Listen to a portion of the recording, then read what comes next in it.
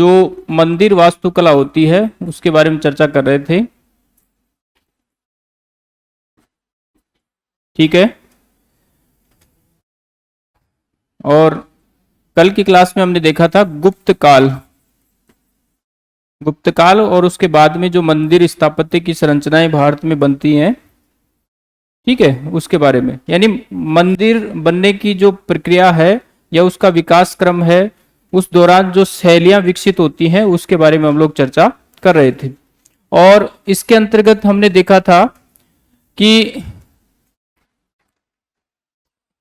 3 शैलियां भारत में विकसित होती हैं। नंबर 1 है नागर शैली, बेसर और द्रविड़। ठीक है, तो जो गुप्त काल में मंदिर बनते हैं वो खास करके नागर शैली से या नागर शैली की स्टाइल में बने हुए थे। ठीक है, अब जैसे नागर शैली, बेसर शैली और द्रविड़ शैली, तो इनका जो क्षेत्र है भारत के किस भूभाग में ये विकसित होती हैं, तो आप यहीं पर इस चीज को नोट कर लो, मैप बना करके आपको याद रहेगा।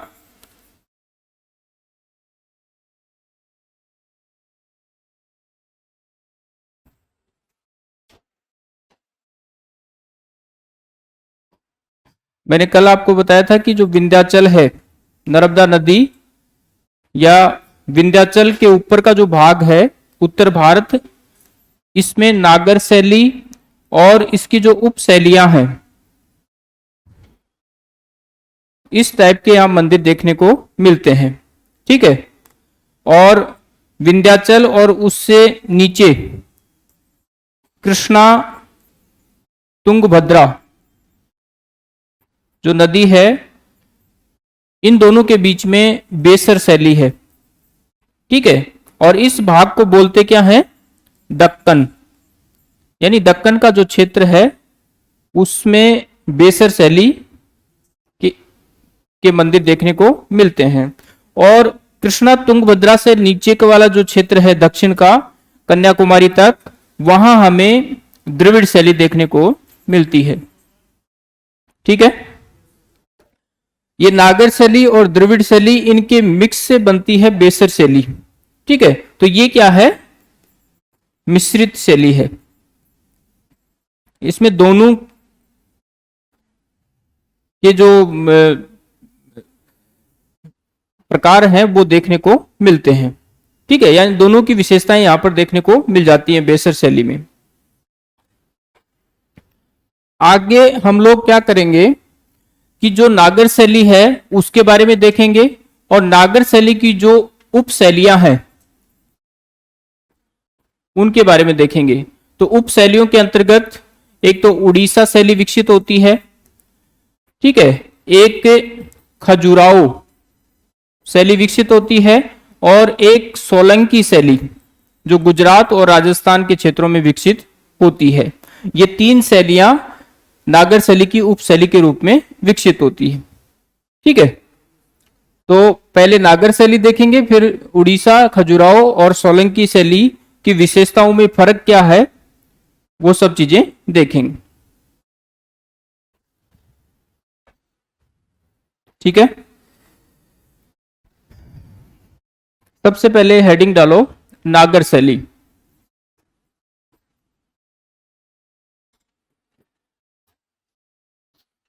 पहले एक चित्र बना करके समझ लो। इस शैली के अंतर्गत सबसे जो नीचे का भाग होता है वहां पर एक चबूतरा बनाया जाता है, और इसको बोला जाता था अधिष्ठान।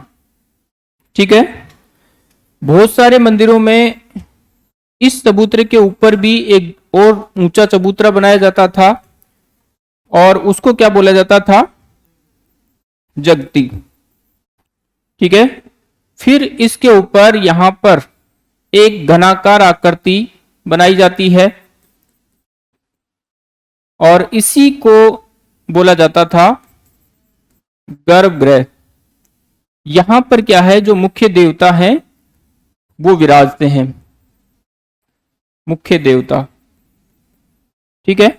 और इसके ऊपर एक पर्वत के आकार जैसी आकृति बनाई जाती थी, इसको बोला जाता था शिखर। और यहां से लेकर के यहां तक एक स्तंभ युक्त होल बनाया जाता था, जिसको बोला जाता था मंडप, ठीक है। इसके ऊपर एक इस तरह की आकृति होती थी जो पृथ्वी संकेत के रूप में, मतलब उसको पृथ्वी का संकेत माना जाता था, गोल आकृति। और उसके ऊपर एक कलश होता था,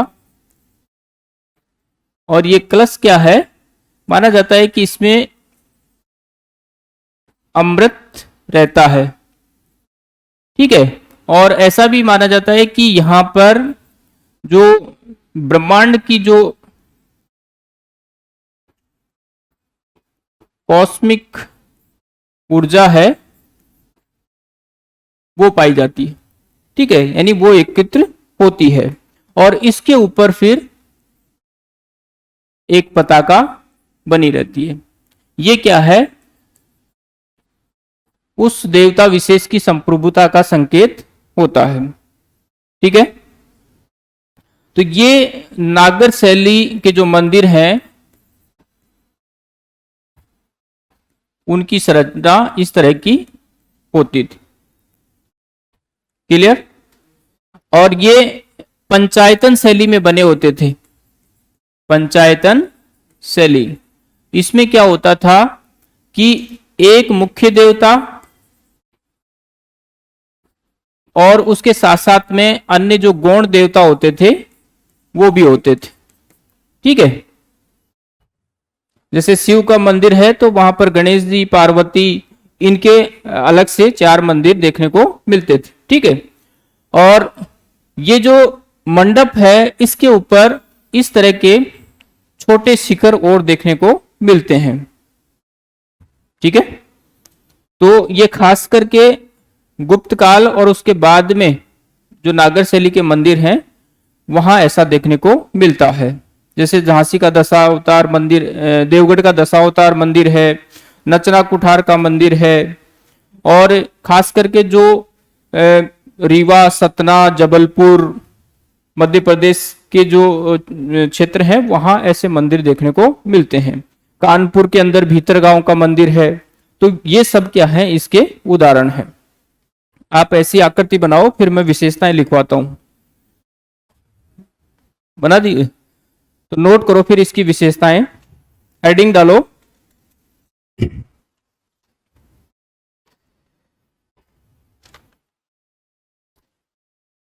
नागर शैली की विशेषताएं, नागर शैली की विशेषताएं।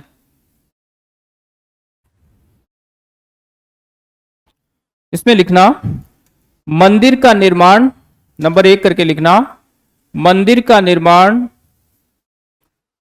ऊंचे चबूतरे पर किया जाता था,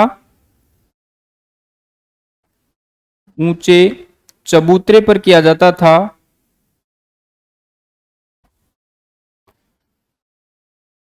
जिसे अधिष्ठान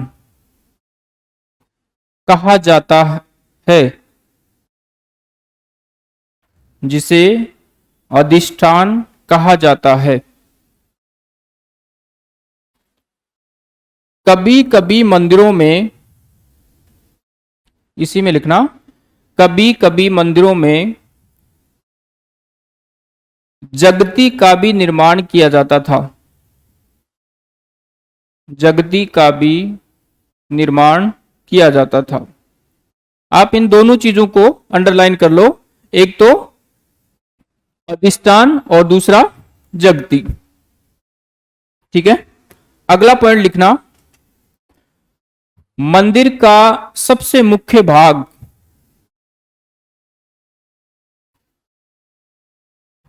मंदिर का सबसे मुख्य भाग गर्भगृह होता है,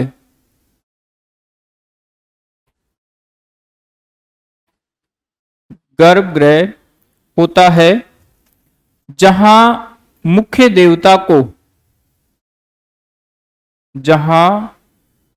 देवता को स्थापित किया जाता है,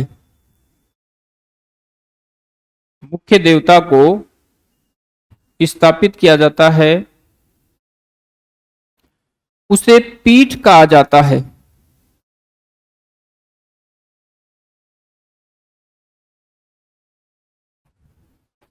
पीठ कहा जाता है। पीठ के पीछे देवता विशेष का वाहन स्थापित होता है। पीठ के पीछे देवता विशेष का वाहन स्थापित होता है। ठीक है, जैसे ये देखो यहां पर ये गर्भगृह हो गया, यहां पर देवता स्थापित कर दिए, और इसके पीछे वाले भाग में आपने कहीं देखा होगा शेर है, हंस है, कुत्ता है। इस तरीके से जो देवता हैं उनके अपने अपने जो वाहन हैं वो स्थापित किए जाते हैं। अगली विशेषता लिखना, गर्भगृह के ऊपर पर्वत जैसी संरचना,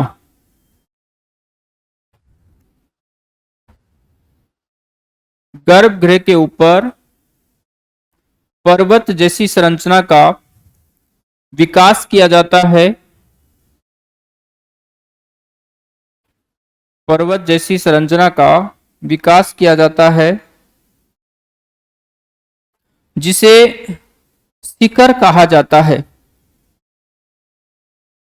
शिखर कहा जाता है।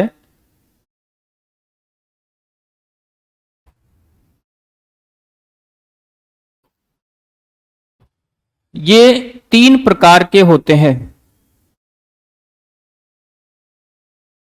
शिखर 3 प्रकार के होते हैं। देखो ये जो शिखर हैं ये 3 प्रकार के देखने को मिलते हैं। एक है रेखा प्रसाद, दूसरा है फमसाना, और तीसरा है पीठा प्रकार या वल्लभी प्रकार। ठीक है, तो आप पहले इनको लिखो, फिर मैं इनमें फर्क बताता हूं। नंबर 1 करके लिखना, रेखा प्रसाद। रेखा प्रसाद, और इसके सामने लिख लो, रेखा प्रसाद के सामने डैश करके लिखो, आधार ज्यादा, आधार ज्यादा, ऊंचाई कम, आधार ज्यादा, ऊंचाई कम। यानी इस तरीके से ये इसका जो आधार है वो तो क्या हो जाएगा, ज्यादा हो जाएगा, लेकिन जो शिखर है उसकी ऊंचाई क्या है, कम हो जाएगी। तो ये तो कौन सा होगा, रेखा प्रसाद। नंबर 2 है फमसाना। अब इसमें क्या हो जाएगा, आधार कम और ऊंचाई ज्यादा। तो जिस तरीके से ये है इसी के विपरीत हो जाएगा, ये ऊंचा हो जाएगा इस तरीके से। फमसाना, और उसके सामने नंबर 2 करके लिखना, आधार कम, ऊंचाई ज्यादा। और लास्ट वाला है पीठा प्रकार या वल्लभी प्रकार। वल्लभी प्रकार, तो इसकी विशेषता क्या है, ये आयताकार टाइप का होता है, आयताकार, और इस तरीके से बनाया जाता है। ऊपर से ये चपटा होता है इस तरीके से,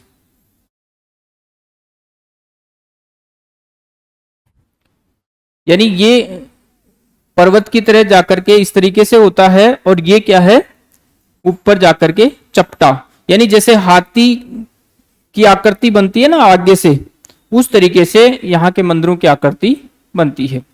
ठीक है, तो लिख लो, आधार आयताकार, आधार, आयताकार और कोमा करके हाथी का ऊपरी भाग, हाथी का ऊपरी भाग, जैसे हाथी के आगे वाला जो हिस्सा होता है उस तरीके से घुमावदार टाइप का चपटा ये मंदिरों का ऊपरी भाग होता था। ठीक है, आगे जो पंचायतन शैली है उसके बारे में थोड़ा सा लिख लो। सामान्यतः मंदिर निर्माण में, सामान्यतः मंदिर निर्माण में पंचायतन शैली का अनुपालन, पंचायतन शैली का अनुपालन किया जाता था, किया जाता था।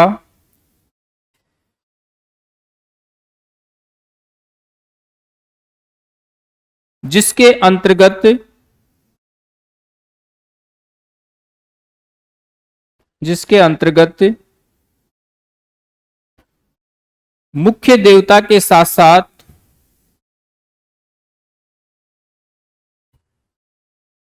मुख्य देवता के साथ साथ अन्य गौण देवताओं को स्थापित किया जाता है। मुख्य देवताओं के साथ साथ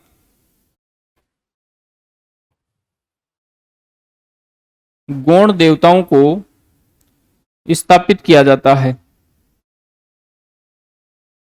ठीक है, और एक लाइन जो मंडप होता है मंदिर का, इसके बारे में लिखो।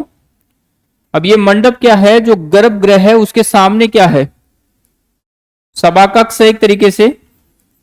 ठीक है, तो लिखना मुख्य मंदिर के सामने,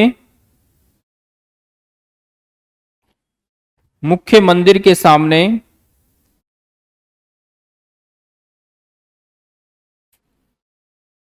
सभाकक्ष या मंडप, सभाकक्ष या मंडप स्थित होते थे।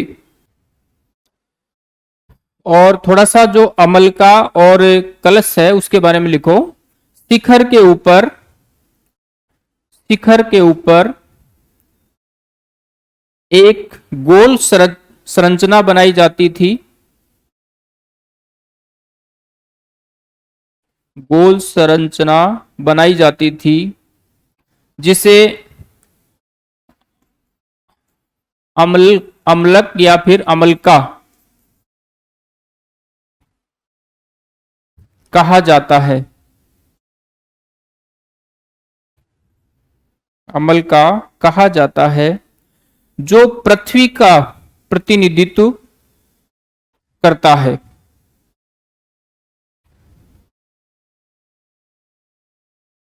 पृथ्वी का प्रतिनिधित्व करता है। अगली लाइन लिखना, अमलका के ऊपर कलश, अमलका के ऊपर कलश स्थापित किया जाता था, जिसमें ऐसा माना जाता है, जिसमें ऐसा माना जाता है कि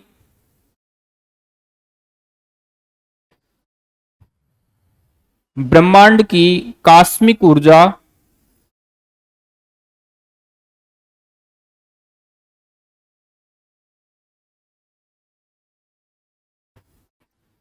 क्या बोलेंगे इसको, इकट्ठा होती है?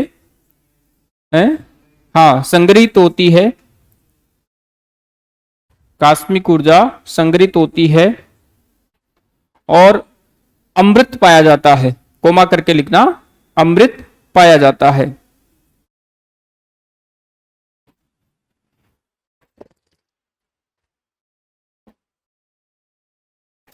और लास्ट में जो पताका होती है उसके बारे में,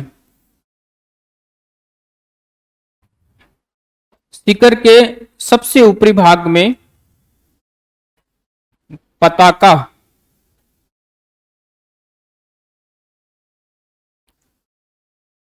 स्थापित होती है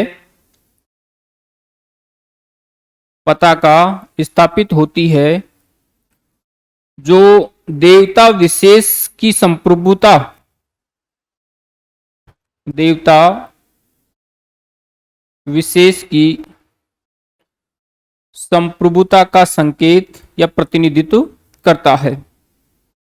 संप्रभुता किसको कहते हैं भाई?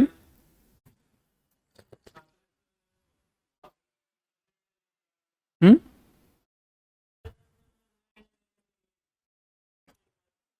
स्वतंत्र निर्णय लेना है।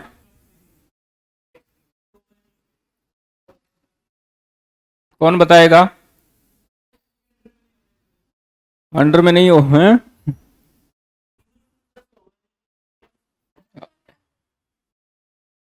स्वतंत्रता और संप्रभुता अलग, मतलब डेफिनेशन अलग है इनकी।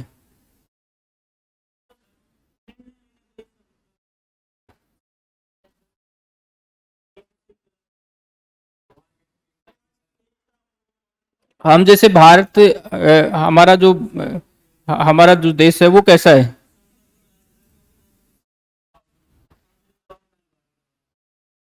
ठीक है, यानी आंतरिक रूप से जो निर्णय लेने की शक्ति होती है उस रूप में भी स्वतंत्र है।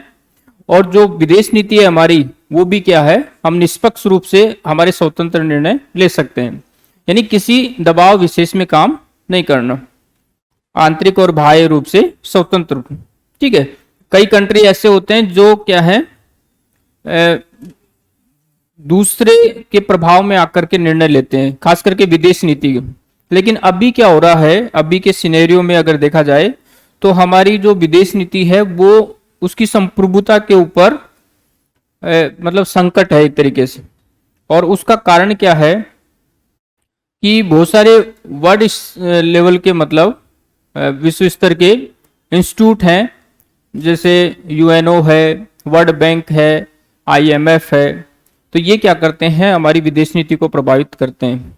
ठीक है, जैसे मान लीजिए कि हमने लोन ले लिया आईएमएफ से, कोरोना संकट के कारण भारत ने मान लीजिए कि लोन ले लिया।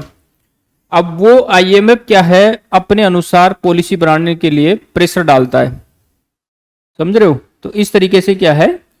और कई बार ये भी होता है, अब जैसे मान लीजिए कि यूक्रेन और रशिया के बीच में अभी युद्ध चल रहा है, तो ऐसे समय में जैसे अभी की हमारी तो पॉलिसी क्या है, हम तटस्थ हैं, न्यूट्रल कंट्री हैं, हमारा कंट्री किसी के पक्ष में नहीं बोल रहा है। लेकिन बहुत सारे ऐसे देश हैं जो रशिया की तरफ हैं और बहुत सारे यूक्रेन की तरफ हैं। ठीक है, तो मान लीजिए कि भारत रशिया की तरफ बोलता है अपने हितों को लेकर के, तो फिर बाद में क्या होगा, हमारी विदेश नीति, जैसे हमारे ऊपर कोई आंच आती है तो फिर हमारी जो नीति है उसको मतलब उसी विचारधारा के अकॉर्डिंग हैंडल करना पड़ेगा, यानी विदेशी प्रभाव के आधार पर फिर आगे डिसीजन लेना पड़ेगा। तो ऐसे जो वर्ल्ड लेवल के जो इंस्टीट्यूट हैं उसके माध्यम से क्या है, चीजें प्रभावित होती हैं। तो ये था हमारा जो नागर शैली है उसके बारे में, समझ में आया होगा? ठीक है, और एक बारी जब शादी हो जाए उसके बाद में ये मंदिर सारे घूम लेना, बहुत अच्छे से आपको कॉन्सेप्ट क्लियर हो जाएगा। जगती क्या होती है, पहले पत्नी देवता को उसमें चरण स्पर्श करवाना, बताना कि ये अधिष्ठान है, फिर ऊपर चढ़ना ये जगती है, फिर गर्भगृह बताना। तो वो हमेशा के लिए फिर जब तक जियोगे नागर शैली भूल नहीं पाओगे। ठीक है, आगे हम लोग चलते हैं उड़ीसा, इसकी उप शैली है उड़ीसा, उसके बारे में। तो हेडिंग डालो उड़ीसा शैली। मंदिर स्थापत्य हमारे भारत का बहुत अच्छा है, बहुत बेहतरीन नक्काशी देखने को मिलती है। आप भारत की छोड़ो, राजस्थान में आपको बहुत बढ़िया बढ़िया मंदिर देखने को मिलेंगे। दिलवाड़ा के अंदर चले जाओ, किराड़ू के मंदिर हैं और बहुत सारे मंदिर हैं। चौथ माता है, नहीं नहीं, इस स्थापत्य की बात कर रहा हूं मैं। एक हमने पंचायतन शैली लिखी है ना, उसमें जो देवता विराजते थे उनके बारे में लिख लो वहां पर ब्रैकेट के अंदर।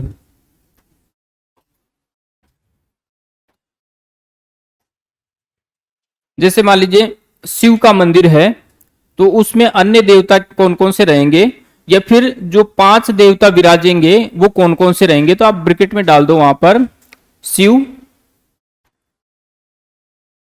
विष्णु, गणेश, शिव, विष्णु, गणेश, सूर्य और पार्वती। ये मतलब 5 देवों का स्थल बनता है ये मंदिर में। तो ये पंचायतन शैली के अंदर ऐसे मंदिर बनते थे। कुछ उदाहरण हैं नागर शैली के, वो नोट कर लो। उदाहरण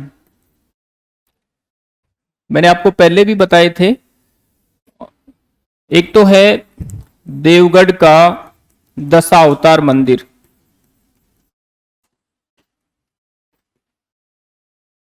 झांसी में है।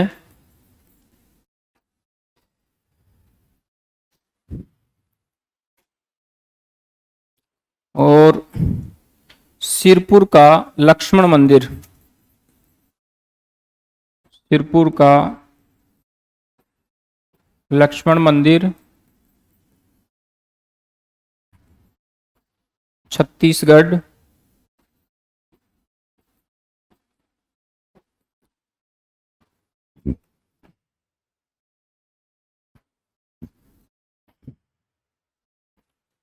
रचना कुठार का मंदिर, रचना कुठार का मंदिर है, नचना है ना, नचना कुठार।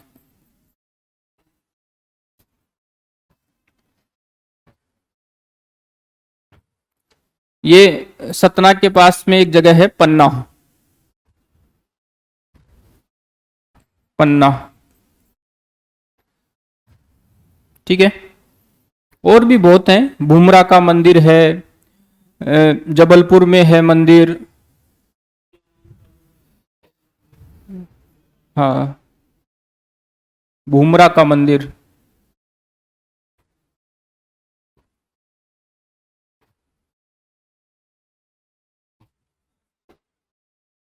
वही है मध्य प्रदेश में।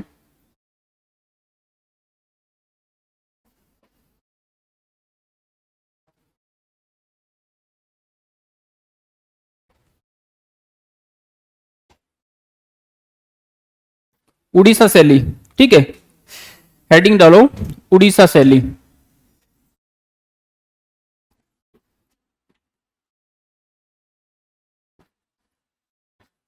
उड़ीसा शैली में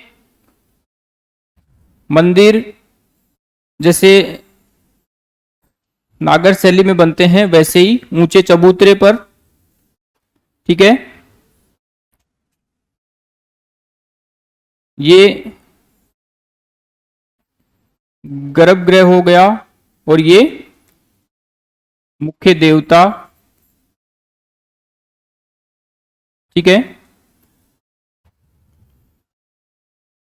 शिखर, अब ये जो शिखर है इसको देउल कहा गया है। यहां पर देउल, शिखर को देउल कहा गया है। और ये कई बारी एग्जाम में पूछा भी है कि देउल किसे कहते हैं, ठीक है। दूसरी जो इसमें विशेषता है वो ये है कि जो मंडप है, स्तंभ युक्त मंडप, और इसको जगमोहन बोला गया है। मंडप को जगमोहन। चित्र बनाते जाओ अभी, फिर बाद में विशेषताएं लिखेंगे। जो मंडप है उसको जगमोहन बोला गया है, और जो शिखर है उसको देउल कहा गया है।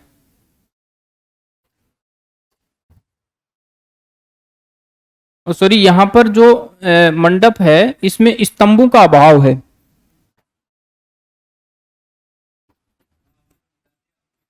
मंडप में स्तंभों का अभाव, स्तंभों का अभाव। अब स्तंभों की जगह क्या किया गया है, लोहे के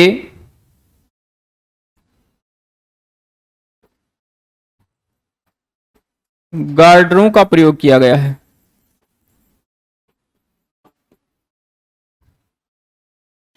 लोहे के गार्डर लगा करके, नहीं नहीं, इस तरीके से, हाँ, जो अपने घरों में नहीं लगाते लोहे की गार्डर, हाँ, उस तरीके से।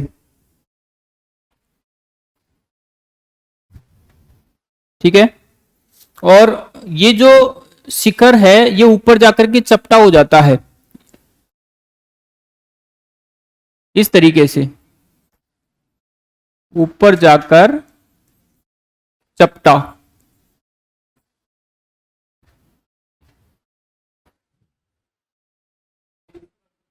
है। अरे कर लो, कोई नॉर्मल बात है ये तो, है। ये जो मंदिर है, ये पूरा मंदिर चार दीवारी से घिरा रहता है। मंदिर चार दीवारी से घिरा रहता है। ठीक है। तो ये मुख्य मुख्य विशेषताएं हैं। एक तो चारों तरफ बाउंड्री है, शिखर है उसको देउल बोला गया है, और मंडप को जगमोहन बोला गया है। ठीक है। अब बना लो। और जैसे ये अंदर का भाग है, ये तो क्या है, सपाट है, यानी सादा है, लेकिन बाहर की जो दीवारें हैं वहां पर क्या है, सुंदर नक्काशी की गई है, यानी बाहरी तरफ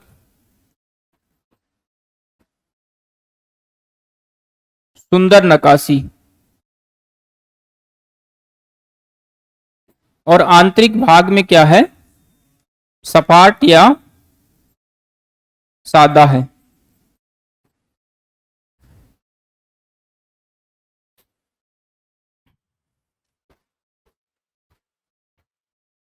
एक ये जो जगमोहन है या मंडप है, इसके अलावा भी दो और मंडप होते थे, दो मंडप अन्य।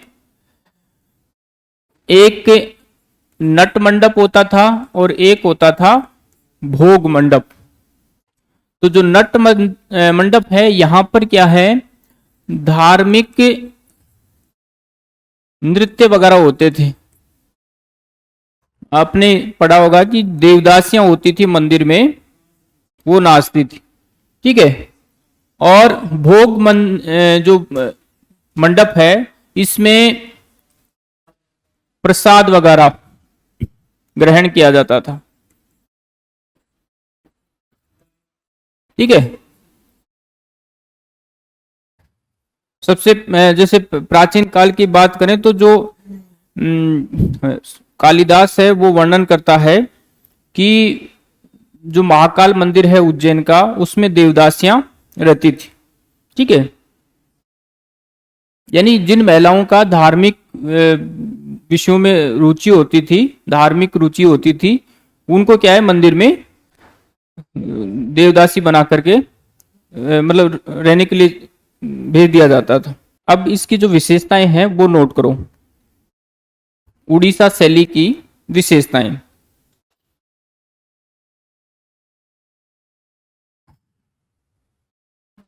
उसमें लिखना,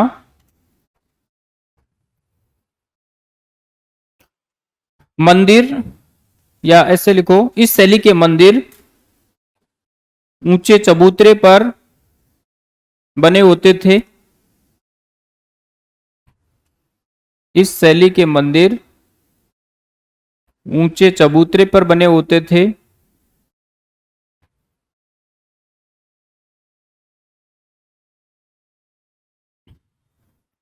अगला पॉइंट लिखना, मंदिर का शिखर, मंदिर का शिखर पर्वत आकार का ना होकर, पर्वत आकार का ना होकर ऊपर से चपटा होता था, ऊपर से चपटा होता था, जिसे देउल कहा जाता है।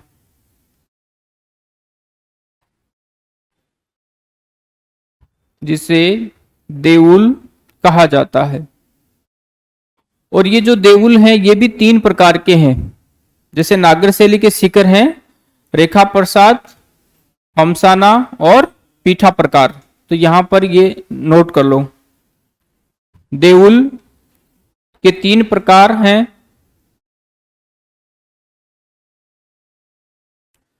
रेखा प्रसाद,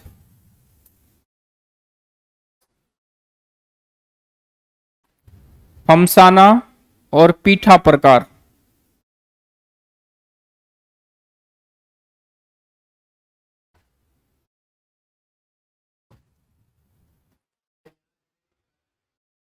है? कहां पर? नहीं लगाते हैं ना। हम्म अभी शुरू ही तो किया है, लिखो। लिखो, गर्भगृह के सामने निर्मित स्तंभ रहित, निर्मित स्तंभ रहित विशाल संरचना, स्तंभ रहित विशाल संरचना, ब्रैकेट में हॉल, हॉल लिख दो, ब्रैकेट में हॉल को जगमोहन कहा जाता है। और इसको अंडरलाइन कर लेना, को जगमोहन कहा जाता है।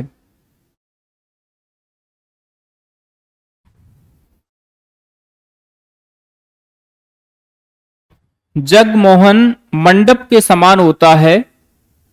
जगमोहन मंडप के समान होता है,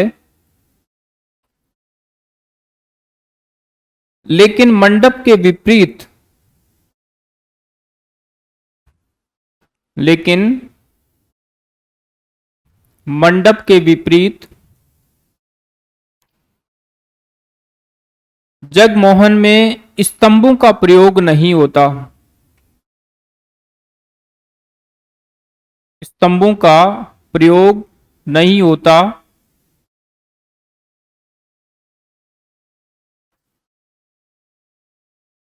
स्तंभों की जगह लोहे के गार्डर का प्रयोग होता है।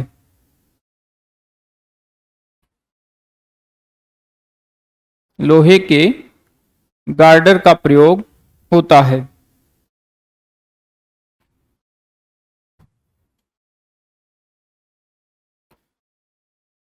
जगमोहन के साथ, अगला पॉइंट है, जगमोहन के साथ 2 विशिष्ट संरचनाओं का निर्माण किया जाता था। 2 विशिष्ट संरचनाओं का निर्माण किया जाता था।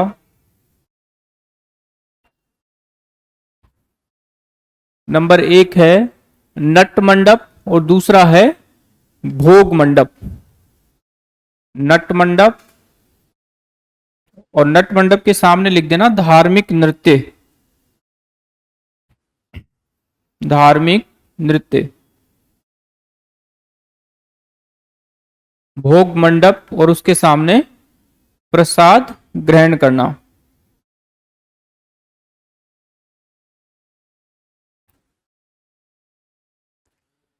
आगे लिखना, इस शैली के मंदिरों को, इस शैली के मंदिरों को द्रविड़ शैली के मंदिरों के समान, इस शैली के मंदिरों को द्रविड़ शैली के मंदिरों के समान 4 दीवारी से घेरा जाता था। 4 दीवारी से घेरा जाता था।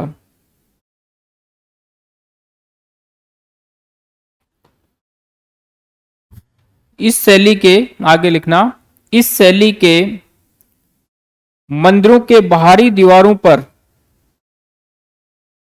इस शैली के मंदिरों के बाहरी दीवारों पर सुंदर नक्काशी की गई है,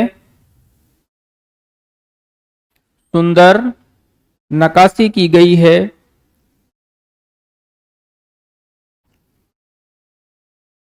जबकि आंतरिक भाग सपाट है, जबकि आंतरिक भाग सपाट है। ठीक है।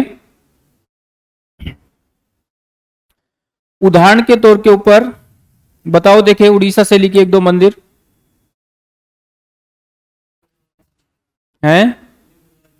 हाँ, एक तो लिंगराज और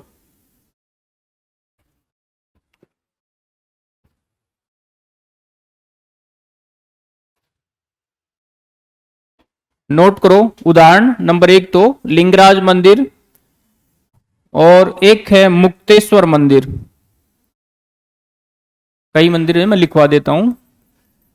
नंबर एक लिंगराज मंदिर,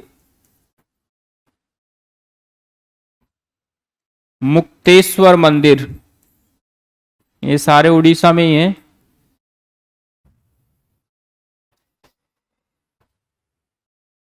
इस मंदिर को उड़ीसा का रत्न कहा जाता है, उड़ीसा का रत्न मुक्तेश्वर मंदिर को।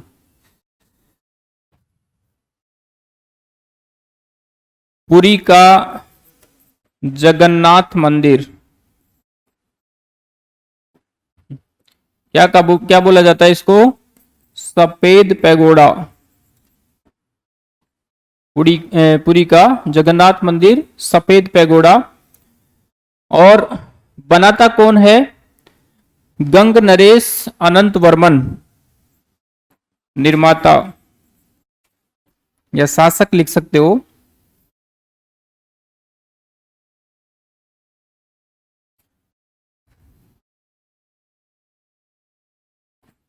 अनंत वर्मन,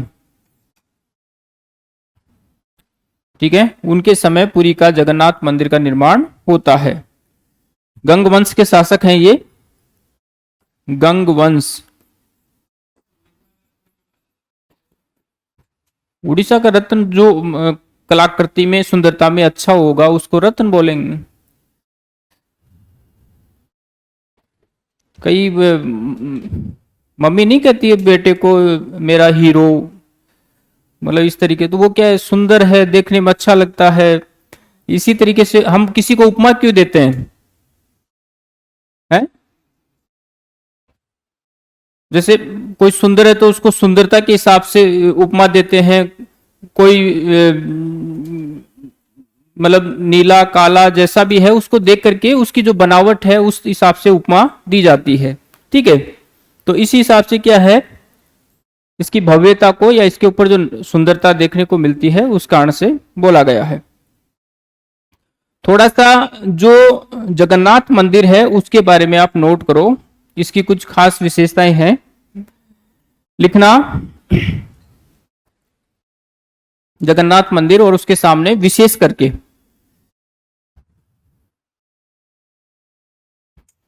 भारत का एकमात्र मंदिर, भारत का एकमात्र मंदिर जिसकी मूर्ति लकड़ी की है, जिसकी मूर्ति लकड़ी की है, जिसे 12 या 19 वर्ष में बदला जाता है, जिसे प्रत्येक 12 या 19 वर्ष में बदला जाता है। अब देखो कारण क्या है कि जिस वर्ष में 2 आषाढ़ आते हैं, हिंदी महीना होता है ना आषाढ़, तो जिस वर्ष में 2 आषाढ़ आते हैं उसी समय इस लकड़ी की मूर्ति को क्या है, बदला जाता है। ठीक है। और उस प्रक्रिया को नाम दिया गया है नव कलेवरम। जो मूर्ति चेंज करते हैं उसको बोलते हैं नवकलेवरम। तो लिख लो, वर्ष में 2 आषाढ़ आने पर, या जिस वर्ष में 2 आषाढ़ आने पर मंदिर की मूर्ति को बदला जाता है, मंदिर की मूर्ति को बदला जाता है, जिसे नवकलेवरम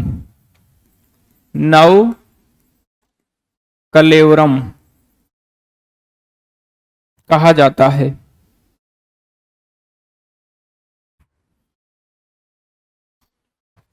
ठीक है।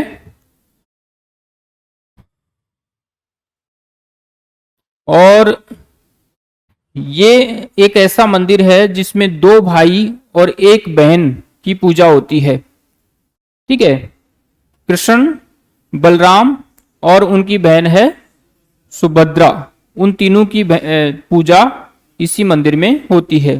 तो नोट करना, भारत का एकमात्र मंदिर जहां 2 भाई और 1 बहन, 2 भाई और 1 बहन, और ब्रैकेट में डाल देना कृष्ण, बलराम और सुभद्रा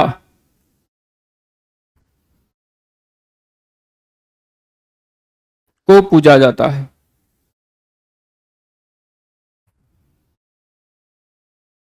ठीक है, ये था पुरी का जगन्नाथ मंदिर। अब अगला जो महत्वपूर्ण मंदिर है वो है सूर्य मंदिर कोणार्क। इसको देखो ब्लैक पैगोडा बोला जाता है। ये अंग्रेजों के समय नाम दिए गए हैं, ब्लैक पैगोडा। निर्माता है इसके नरसिंह देव वर्मन, नरसिंह देव वर्मन।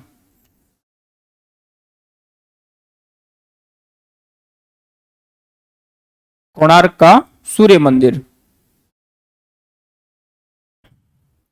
और इस मंदिर की खास विशेषता यह है कि इसमें 12 जोड़े पहिए हैं, 12 जोड़े पहिए हैं और 7 अश्व उसको खींच रहे हैं। ठीक है, अभी थोड़ा ये आप इस तरीके से पढ़ लो, जब ये अपना वास्तुकला समाप्त हो जाएगा मैं आपको पूरी पीडीएफ इनकी दिखा दूंगा। ठीक है, मतलब दोबारा से रिकॉल हो जाएंगी क्लासें। और मैं पीडीएफ बनवा रहा हूं जो भी चित्र हैं उनकी, तो वो फिर क्या है आपको ज्यादा थोड़ा समझ में आ जाएगा, और वो पीडीएफ आपको भेज भी देंगे, तो जब मर्जी देख लेना उसको। लिखना, इसमें 12 जोड़े पहिए, इसमें 12 जोड़े पहिए,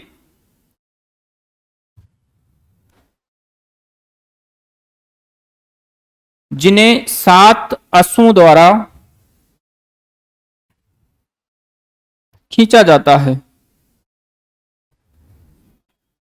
अश्व, घोड़ा, अश्वों द्वारा खींचा जाता है। और देखो इस मंदिर को देखने से ऐसा आभास होता है कि जैसे जैसे सूर्य आगे बढ़ रहा है वैसे वैसे ये मंदिर भी घूमता जाता है। तो ऐसा आभास होता है, प्रतीत होता है। तो नोट कर लो, जैसे जैसे सूर्य घूम रहा है, जैसे जैसे सूर्य घूम रहा है वैसे वैसे मंदिर घूम रहा है, ऐसा आभास होता है।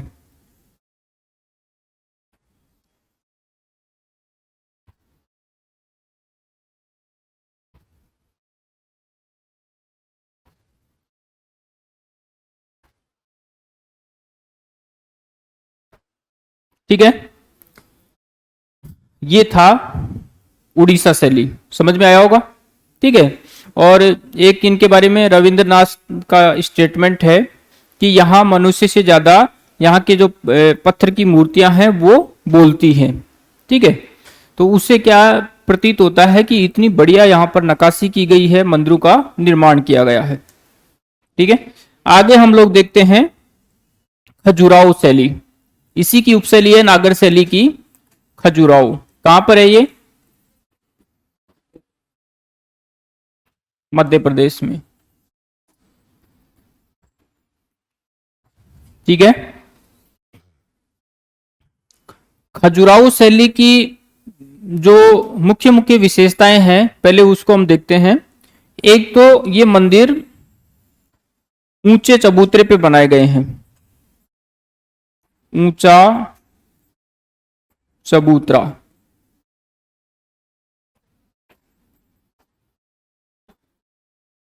ठीक है, यानी जो ज्यादातर विशेषताएं हैं वो तो क्या है, नागर शैली की है वैसी की वैसी, लेकिन यहां खास क्या है, ऊंचा चबूतरा है। और जैसे ये गर्भगृह हो गया, ये शिखर हो गया, ये मंडप हो गया। अब यहां पर जो दीवारें हैं वहां दीवारों पर बाहर व भीतर सुंदर नक्काशी की गई है। ठीक है, और ये जो खजुराहो शैली है उसमें क्या है, कामुक मूर्तियां देखने को मिलती हैं।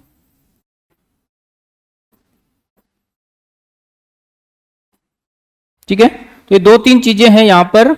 एक तो ऊंचा चबूतरा है, यहां की दीवारों के बाहर और भीतर सुंदर नक्काशी की गई है, और कामुक मूर्तियां यहां देखने को मिलती हैं। ठीक है, तो इसकी जो विशेषताएं हैं वो आप नोट कर लो।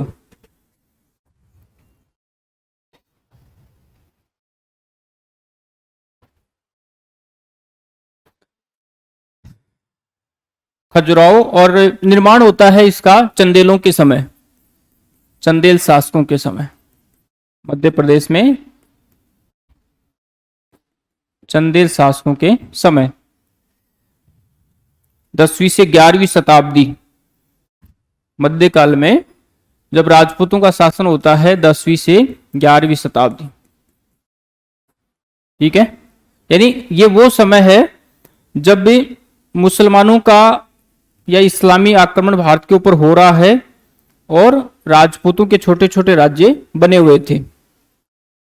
ठीक है, तो उसी समय क्या होता है, ये स्थापत्य शैली विकसित होती है। नोट करना, खजुराहो शैली, उसमें लिखना चंदेल शासकों के समय ये शैली विकसित होती है।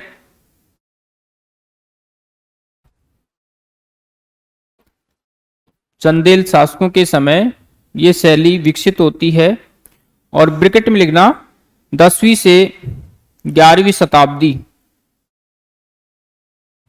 10वीं से 11वीं शताब्दी।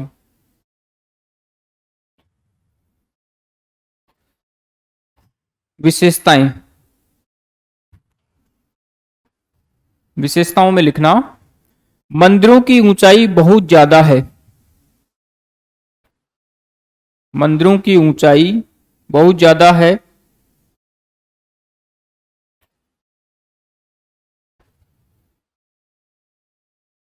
लाल बलुआ, अगला पॉइंट है, लाल बलुआ पत्थर का उपयोग किया गया है, लाल बलुआ पत्थर का उपयोग किया गया है।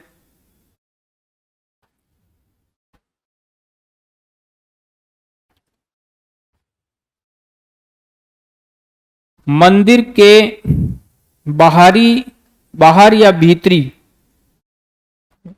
सॉरी, बाहर व भीतरी, मंदिर के बाहर व भीतरी भागों में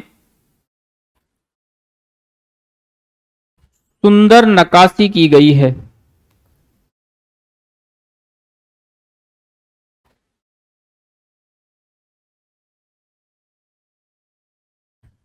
और यहाँ के जो मंदिर हैं वो एक ही एक्सिस में बनाए गए हैं, यानी एक ही धुरी में बने हुए हैं, पूर्व से पश्चिम की तरफ, ठीक है, या पश्चिम से पूर्व की तरफ। तो ये लाइन नोट करना, मंदिरों का निर्माण एक ही धुरी में किया गया है।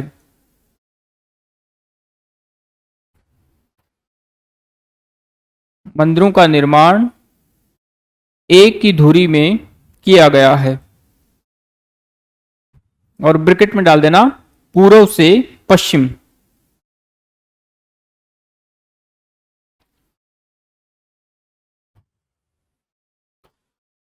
और कामुक मूर्तियों द्वारा सजाया गया है। मंदिर है उसको क्या है, कामुक मूर्तियों द्वारा सजाया गया है।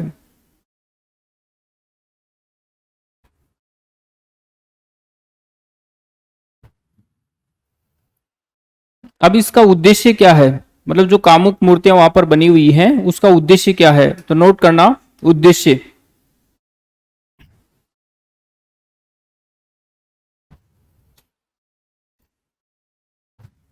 देखो, एक तो जो भारतीय धार्मिक परंपरा है उसमें कामुकता को स्थान दिया गया है, ठीक है।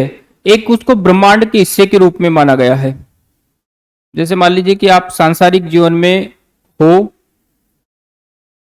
उसको आप जी लेते हो सांसारिक जीवन को, उसके बाद में जैसे आप संन्यास वगैरह लेते हो तो दोबारा लौटने का मन नहीं करेगा, ठीक है।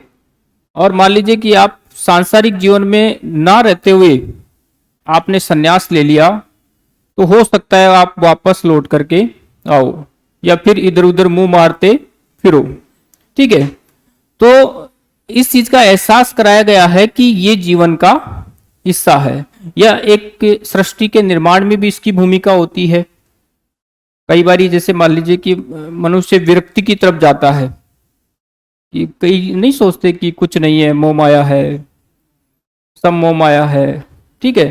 तो उस मोह माया से उसको फंसाने के लिए, जैसे आप अभी पढ़ रहे हो, थोड़ा सा उछल कूद करने लग जाओ, तो घर वाले क्या करेंगे, इसकी शादी कर दो, सबसे बढ़िया इलाज होता है। मतलब थोड़ा सा कोई उद्दंडता करता है, चाहे वो नेचुरल हो, चाहे मतलब वो होता है ना, कि जैसे मान लीजिए कि आप थोड़ा सा एंजॉयफुल लाइफ जीने लग जाते हो, तो अड़ोसी पड़ोसी क्या सोचेंगे, इसका विवाह कर देना चाहिए, इसको शादी कर देनी चाहिए, तभी ये कंट्रोल में आएगा। तो ऐसे क्या है, विरक्ति, हमारे मन में जो विरक्ति के भाव आते हैं, या सांसारिकता से, या फिर जैसे मान लीजिए कि एक ब्रह्मांड के हिस्से के रूप में इस चीज को माना गया है कि मनुष्य विरक्ति की तरफ ना जाए, या फिर जाए भी तो उसको भोगते हुए जाए, ताकि वापस नहीं आए। जैसे हम लोग हमारा जो वैदिक काल के बाद में, वैदिक काल में, उत्तर वैदिक काल में हम लोग पढ़ते हैं ना, 4 आश्रम कौन कौन से हैं, ब्रह्मचर्य, गृहस्थ, वानप्रस्थ, संन्यास। अब ये जो इनका क्रम बनाया गया है, उसके पीछे भी यही लॉजिक है कि आप पहले जो ब्रह्मचर्य है उसका पालन करो, फिर गृहस्थ जो जीवन है उसको जियो, फिर गृहस्थी से थोड़ा थोड़ा, मतलब आप जो सांसारिक मोह माया में जुटे हुए हो वहां से थोड़ा विरक्ति की तरफ जाओ, थोड़ा अध्ययन अध्यापन करो, थोड़ा सा मतलब सामाजिक कार्य करो, और नहीं तो 2-4 पेड़ ही लगाओ, लेकिन करो, ठीक है। पूरी तरीके से मोह माया में मत फंसे रहो। और उसके बाद में वानप्रस्थ के बाद में जब आप थोड़ा सा एज्ड हो जाते हैं, 70-75 साल के, उसके बाद में क्या है, संन्यास की तरफ, यानी सांसारिक जीवन से आपका कोई मोह नहीं होना चाहिए। लेकिन हमारे यहाँ पे उल्टा होता है। आप 80 साल की बुढ़िया को भी जाकर के बोलो कि दादी अब तो चलो, नहीं बेटा अभी तो पोते की शादी देखनी है, मेरी पोती की पढ़ रही है उसका विवाह करना है। बेटा तो कोई बढ़िया सी लड़का हो तो बताना, पोती का विवाह करना है। अभी भी उसका दिमाग मतलब सांसारिकता में फंसा हुआ है, ठीक है। लेकिन जो खजुराहो के मंदिर है वो क्या है, व्यक्ति से बचाने के लिए और एक सृष्टि के निर्माण में, मतलब जो हमारा योगदान है मानव जीवन का, उसके लिए वो चीजें बनाई गई है, ठीक है। तो लिखो उद्देश्य में, भारतीय धार्मिक परंपरा में, भारतीय धार्मिक परंपरा में कामुक अभिव्यक्ति को आध्यात्मिक उन्नति के लिए आवश्यक माना गया है।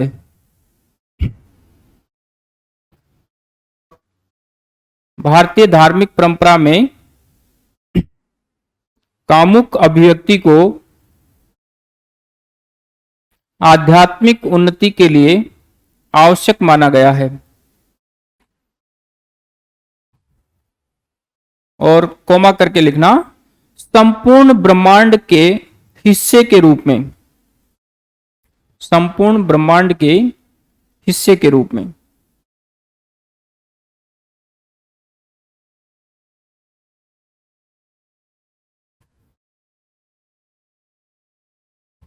ठीक है। उदाहरण के तौर के ऊपर बताओ कौन कौन से मंदिर हैं, खजुराहो शैली के कोई एक दो मंदिर बताओ।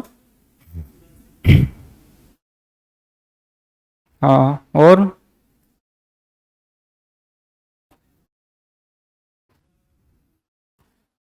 एक तो कंदरिया महादेव मंदिर है, कंदरिया महादेव मंदिर नंबर एक, तो ये लिखो। एक चतुर्भुज मंदिर है, चतुर्भुज मंदिर, और ये है एक है लक्ष्मण मंदिर।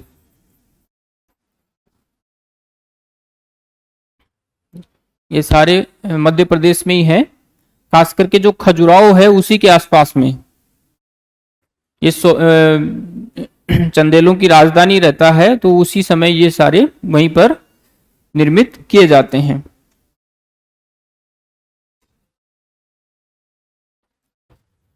चतुर्भुज,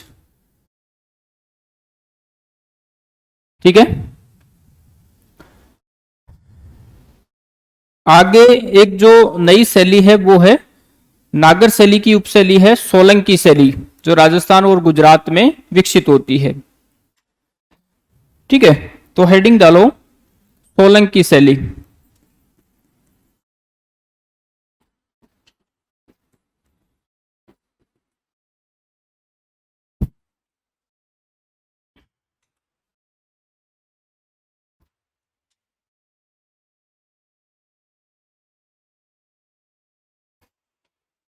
इसमें देखो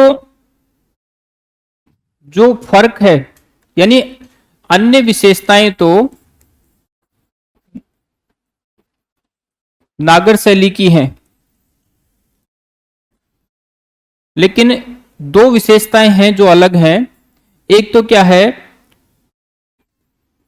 पवित्र जल की संकल्पना यहां पर देखने को मिलती है, पवित्र जल की संकल्पना, यानी यहां सूर्य कुंड देखने को मिलता है, ठीक है। और ये जो सूर्य कुंड है ये सीढ़ी नुमा सरोवर बना करके किया गया है, यानी मंदिर बना हुआ है। वहां क्या है, जो जैसे हमारे यहाँ राजस्थान में आप देखोगे बावड़ियां होती थी, और वो बावड़ियां क्या है, सीढ़ी बाई सीढ़ी, मतलब ऊपर चढ़ने की, तो ऐसी यहां पर संकल्पना देखने को मिलती है, ठीक है। यानी सूर्य कुंड, और वो कैसा है, सीढ़ी नुमा। जैसे गुजरात में मोढेरा का मंदिर है, ठीक है। तो यहां जो मंदिर बने हैं सोलंकी शैली में, वहां क्या है, पानी के लिए सरोवर बने हुए हैं। और हो सकता है कि जैसे राजस्थान और गुजरात में पानी, क्योंकि मंदिर के कार्यों में पूजा पाठ के लिए पानी चाहिए।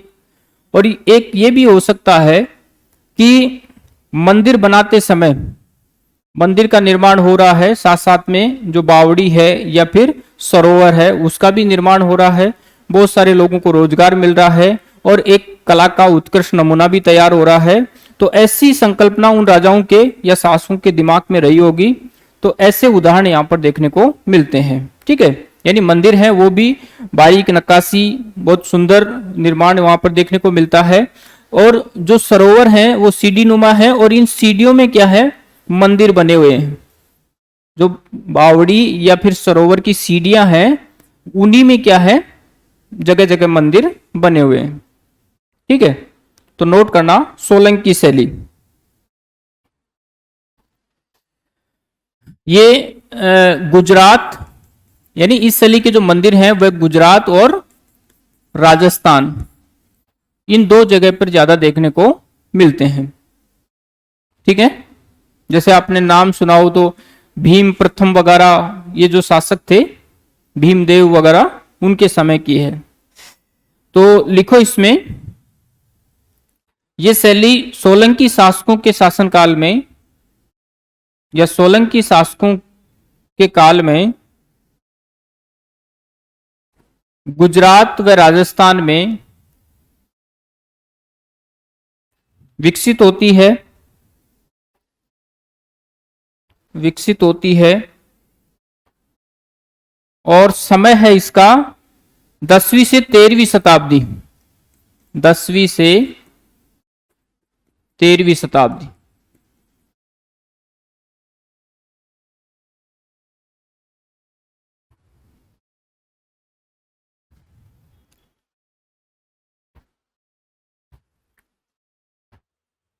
ठीक है, देखो ये मंदिर उस समय बन रहे हैं 10वीं से 13वीं शताब्दी का मतलब ये है कि भारत में मुसलमानों का शासन शुरू हो गया है।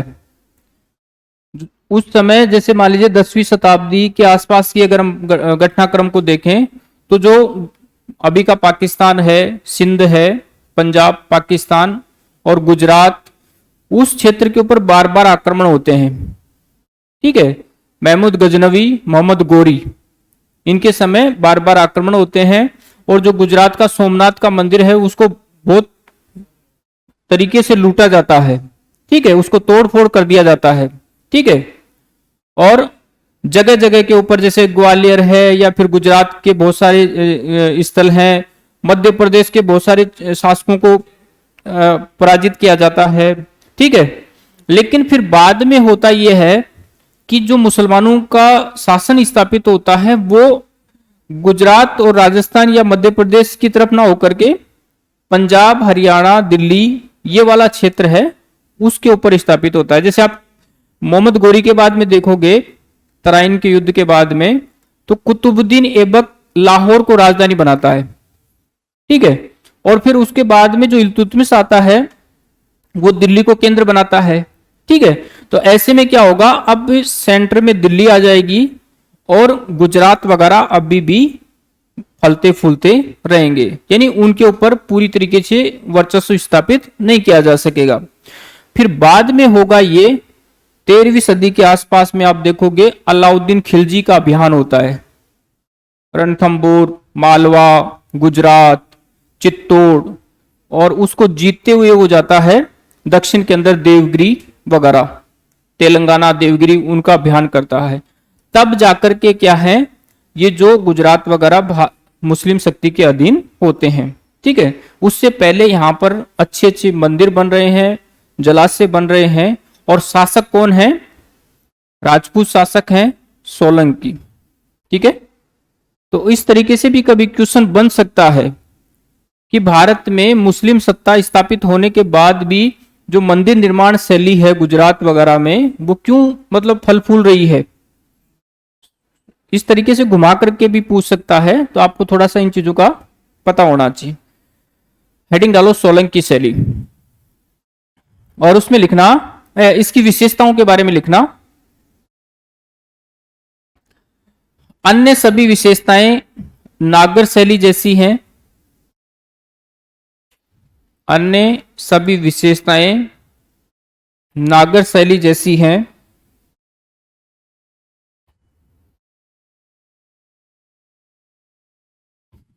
दो नई विशेषताएं अलग हैं।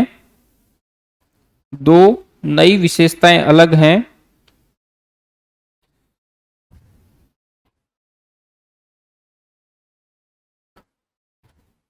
एक तो क्या है कि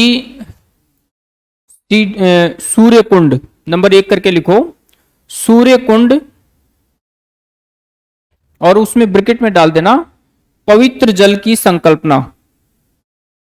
सूर्य कुंड, पवित्र जल की संकल्पना।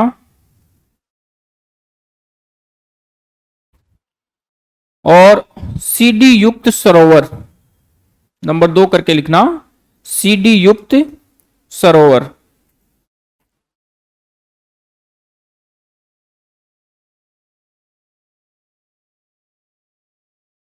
और यहां इन मंदिरों का जो प्रवेश द्वार है उसको तोरण द्वार बोला गया है। तो ये भी लिख लो, प्रवेश द्वार को तोरण द्वार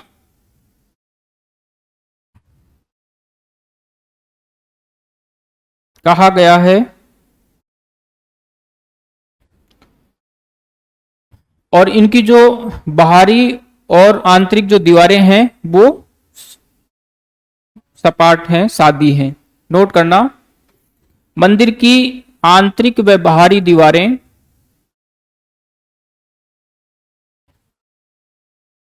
मंदिर की बाहरी व आंतरिक दीवारों पर किसी प्रकार का अलंकरण नहीं है। किसी प्रकार का अलंकरण नहीं है।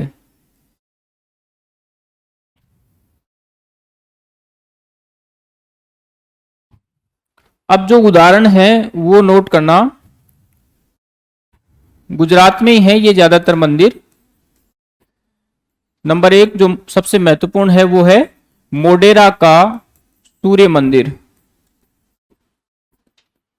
ये मंदिर देखो, सूर्य मंदिर इस तरीके से बनाए जाते थे कि जो सूर्य है उसकी रोशनी उसके अंदर के भाग तक जाए, मतलब, ठीक है। मोढेरा का सूर्य मंदिर, कर्ण मेरू का मंदिर, कर्ण मेरू का मंदिर, और ये है अनहिलवाड़ा है गुजरात में।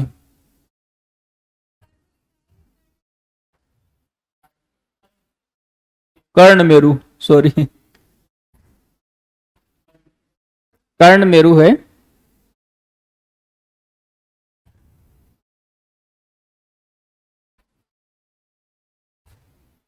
रुद्रमाला का मंदिर है एक, रुद्रमाला का मंदिर, रुद्रमाला का मंदिर सिद्धपुर गुजरात में है।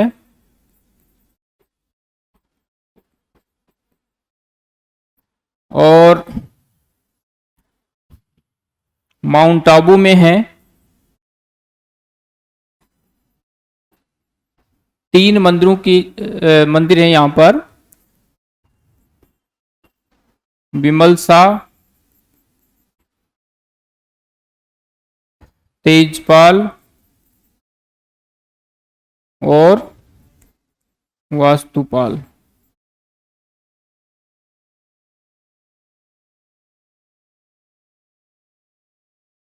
ठीक है।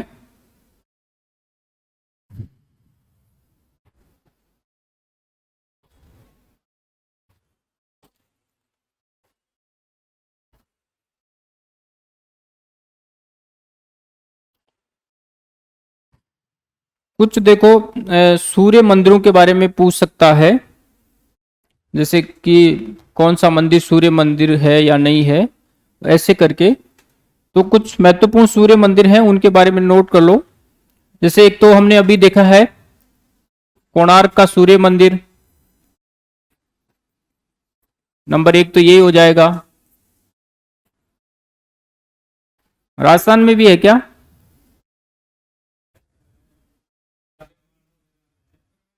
है, झालावाड़ में है, झालरा पाटन में, झालरा पाटन, झालरा पाटन में है सूर्य मंदिर। कोणार्क का सूर्य मंदिर, झालावाड़ का इसको तो मंदिरों का शहर बोलते हैं। इसके सामने लिख देना, झालरा पाटन के सामने मंदिरों का या घंटियों का शहर। ठीक है।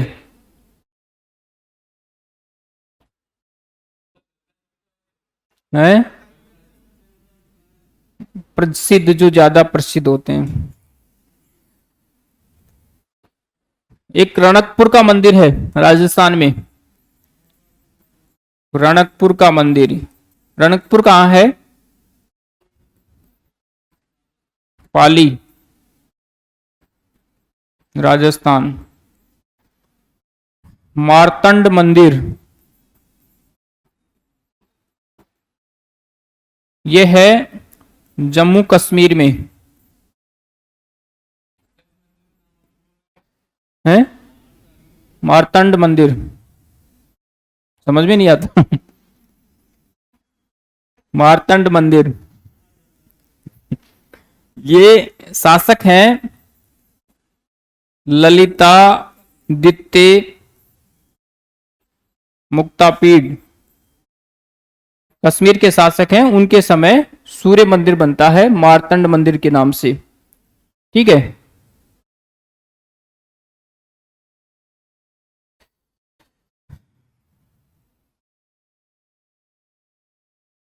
एक है असरावली,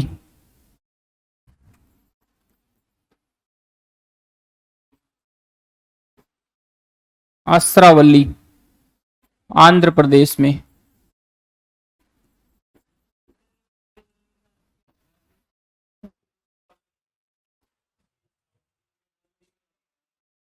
बल्ली फंटा नहीं समझते?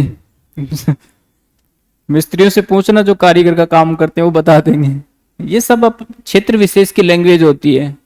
जैसे हमारे यहाँ पर राजस्थान में आप देखोगे पुर, गढ़, जयपुर, श्रीमद, है जोधपुर। तो ये तो जगह जगह का वो होता है अपना अपना। ये असरावली है ना, इससे रिलेटेड क्वेश्चन यूपीएससी ने पूछा था। यूपीएससी में इससे रिलेटेड क्वेश्चन पूछा जा चुका है। ठीक है। मतलब उसमें यूपीएससी ने पूछा है कि कौन सा इसमें सूर्य मंदिर है, और उसमें यह अस्त्रावली दे रखा है, दो ऑप्शन और दे रखे हैं, लेकिन वो राइट कौन सा है? अस्त्रावली। मोडेरा का सूर्य मंदिर, वो भी नोट करो, मोडेरा का सूर्य मंदिर।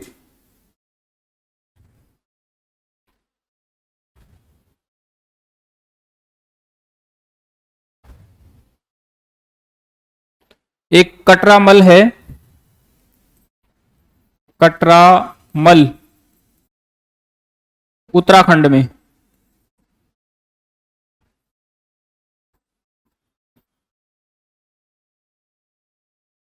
ठीक है। और एक बिहार में है, बेलौर, बेलौर, और जिला है भोजपुर, बिहार। वहां भी ये मंदिर देखने को मिलता है।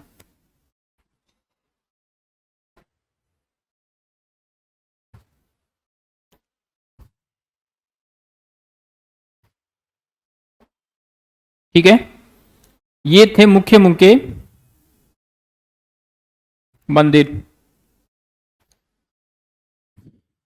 ये हो गया हमारा नागर शैली और उड़ीसा शैली, खजुराहो और सोलंकी।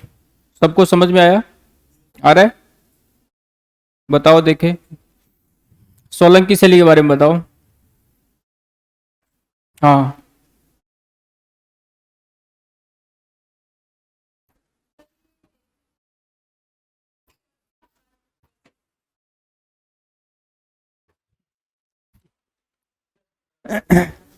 आगे चलो, द्रविड़ शैली।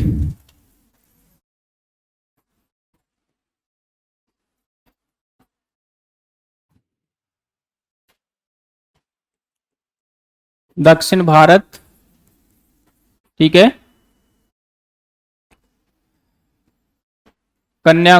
सॉरी,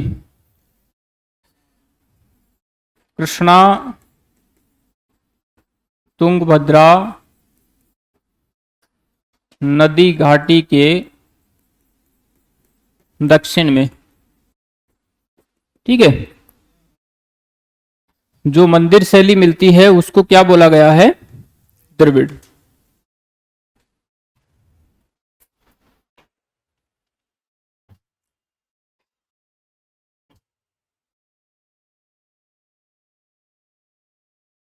पहले हम लोग क्या करते हैं, जो द्रविड़ शैली है उसको चित्र बना करके समझ लेते हैं, बाद में जो इसका शुरुआत से लेकर के जो इसका विकास मतलब विकसित रूप है वहां तक देखेंगे, ठीक है। तो मंदिर है, उसके बाहरी चारों तरफ चार दीवारी है, ये मंदिर का मुख्य भाग हो गया, ये गर्भगृह का भाग हो गया,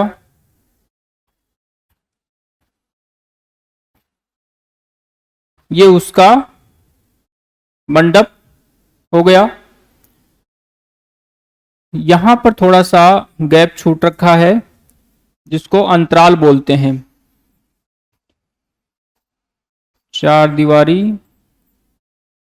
ये चारों तरफ का जो हिस्सा है इसको बोला जाता है प्रदक्षिणा पथ। ये गर्भगृह है,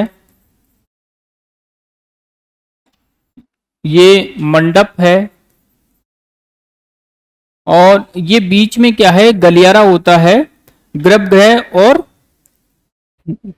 मंडप के बीच में, इसको बोला जाता था अंतराल, ठीक है, अंतराल। हाँ हाँ, तो अंतराल नहीं हो गया, गैप, ठीक है। जो मुख्य भाग है या मुख्य दरवाजा है ये काफी ऊंचा होता था और उसको बोला गया है गोपुरम, ठीक है। और यहां ऊपर जो शिखर टाइप का होता था उसको बोला जाता है विमान। समझ में आया? मंदिर के दोनों तरफ छोटे मंदिर होते थे और एक यहां पर पवित्र जल के लिए सरोवर बनाया जाता था। क्लियर? अब दूसरा चित्र देखो,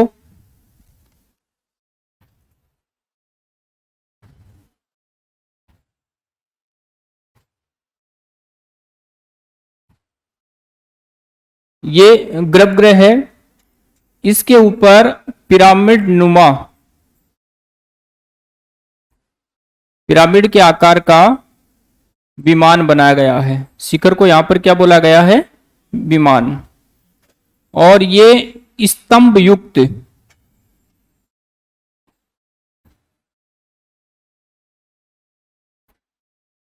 मंडप होता है, ठीक है।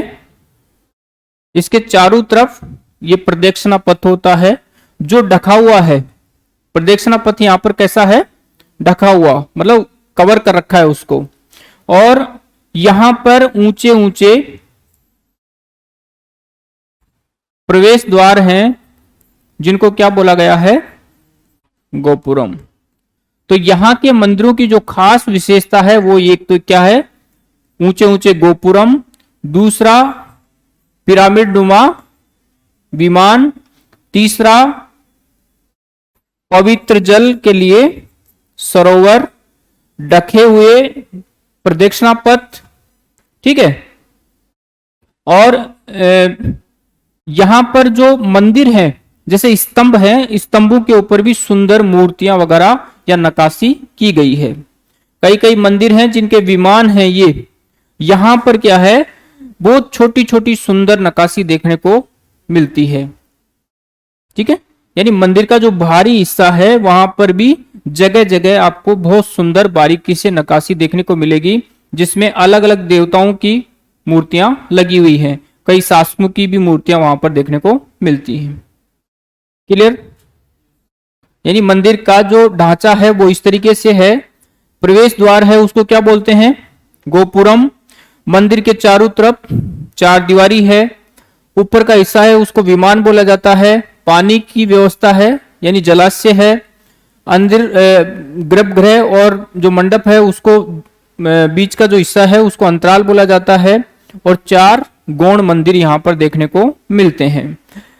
हमने उड़ीसा शैली के नागर शैली के अंदर देखा कि जो छोटे मंदिर हैं उनके लिए भी क्या है? शिखर हैं। लेकिन यहां पर ऐसा नहीं है। यहां सिर्फ गर्भगृह यानी मुख्य जो मंदिर है उसी के ऊपर विमान देखने को मिलता है, छोटे मंदिरों के ऊपर नहीं है। ठीक है। और ये जो मंडप है ये बड़ा हॉल टाइप का होता था जहां बहुत सारे लोग बैठ करके पूजा प्रार्थना कर सकें। ठीक है। और नक्काशी बहुत सुंदर यहां देखने को मिलती है, यानी सुंदर नक्काशी यहां पर देखने को मिलती है। तो आप चित्र बनाओ तो बना लो, बनाओ चित्र, मैं नोट करवाता हूं। ये बाहरी चार दीवारी है, चार दीवारी।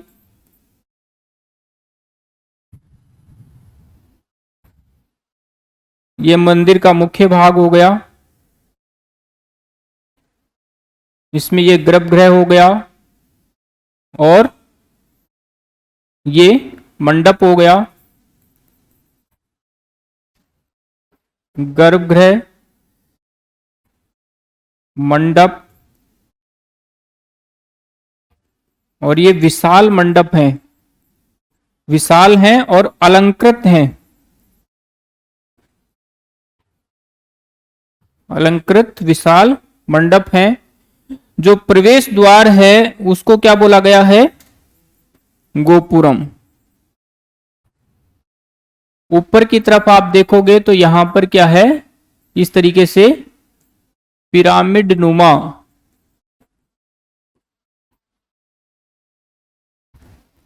विमान, यानी जो शिखर है उसको क्या बोला गया है?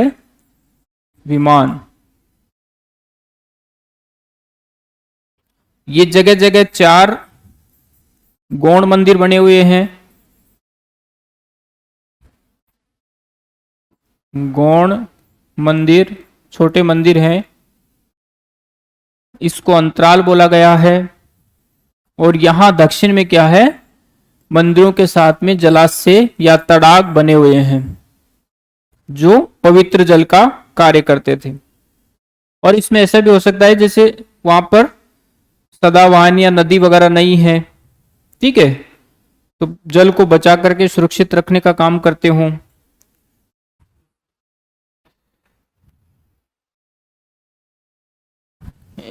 एक चित्र तो ये बना लो, एक दूसरा ये वाला, ये इस तरीके से चारों तरफ।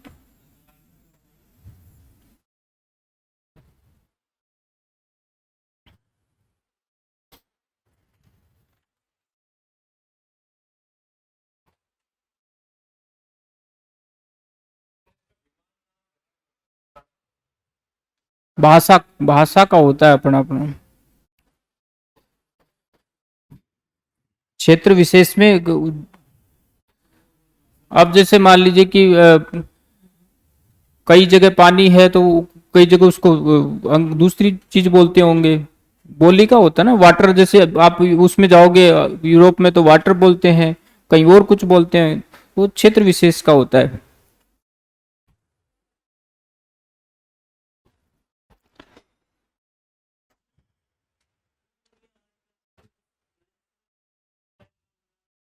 तभी मिलेंगे नंबर, चित्र बनाओगे तभी। ये ज्यादा इफेक्टिव होता है, आप जो लिखते हो उससे ज्यादा इफेक्टिव होता है। जैसे आप कबूतर है, कबूतर को आप वैसे नहीं समझा सकते, लेकिन अगर आप उसका चित्र बना सकते हो तो दूसरे आदमी को आसानी से समझा सकते हो कि ये कबूतर है। समझ रहे हो? तो कला का यही होता है। चलो एक बात बताओ, हम 3-4 दिन से कला पढ़ रहे हैं, कला से हमें किसी समाज से क्या जानकारी मिलती है?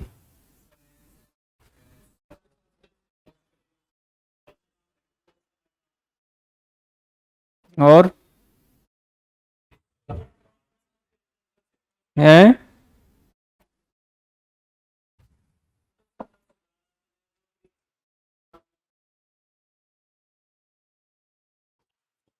देखो, कला से हमें किसी क्षेत्र विशेष की या किसी समाज के बहुत सारे पक्षों की जानकारी मिलती है। ठीक है, जैसे मान लीजिए उस समाज का दर्शन कैसा है, विचारधारा कैसी है, वहां की राजनीतिक सोच कैसी है या विचारधारा कैसी है, उसके बारे में पता चलता है।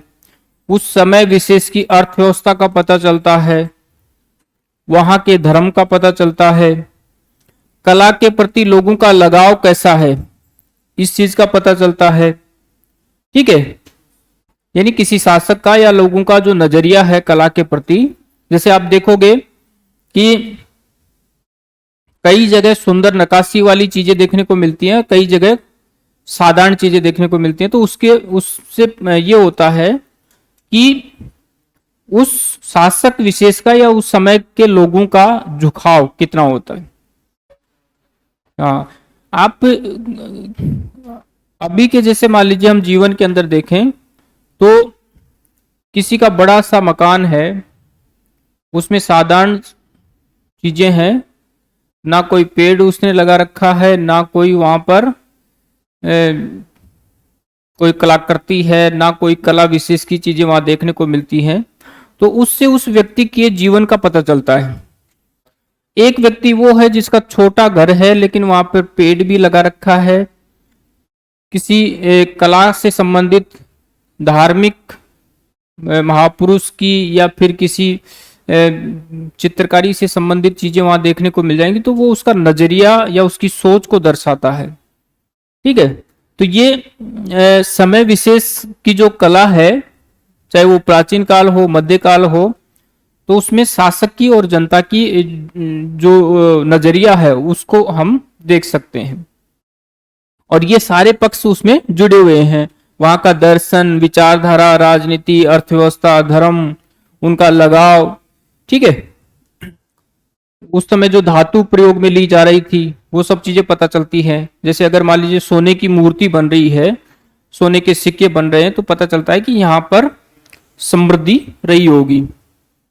तांबा, पीतल और धातुओं के बन रहे हैं, तो इसका मतलब वहां पर थोड़ा कम समृद्धि है। द्रविड़ शैली है, उसकी कुछ बेसिक चीजें आप नोट करो, हेडिंग डालो।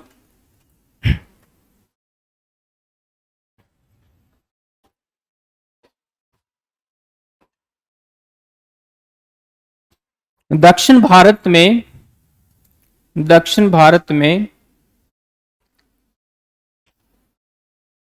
पल्लवों के अधीन पल्लव शासक होते हैं दक्षिण भारत में। नरसिंह वर्मन, नंदी वर्मन, महेंद्र वर्मन। ठीक है, उनके बाद में जब आप बेसिक क्लास करोगे तो उसमें मैं समझा दूंगा वो चीजें, है ना। बाकी अभी हम थोड़ा उस चीज को लेके चलेंगे। जैसे अभी आरएस में पूछा है ना एक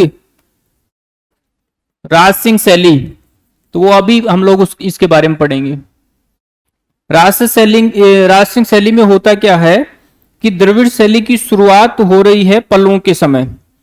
तो शुरू में होता यह है कि पत्थर जो चट्टाने हैं उनको काट करके मंदिर टाइप की संरचना दी जा रही है और उनको नाम दिया गया मंडप।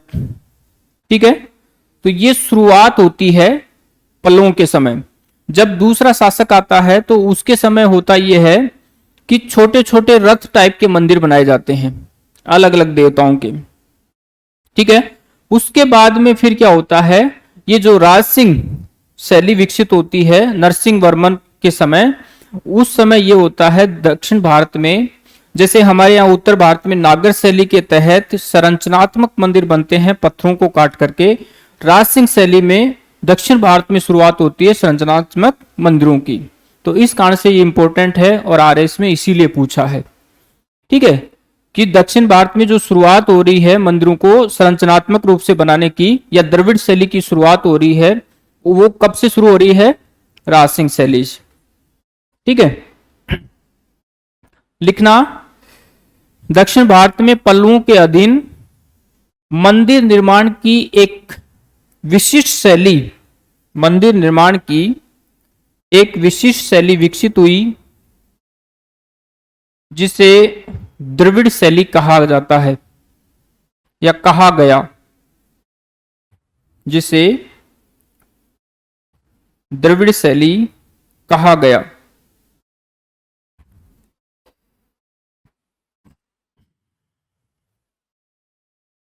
आगे लिखना, दक्षिण में वास्तुकला को, दक्षिण में वास्तुकला को काष्ठ कला, काष्ठ का मतलब क्या होता है? लकड़ी, काष्ठ कला व कंदरा कला,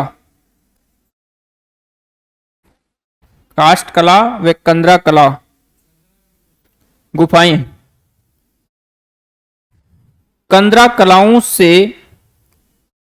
मुक्त कराने का श्रेय, कंदरा कलाओं से मुक्त कराने का श्रेय पल्लवों को ही दिया जाता है।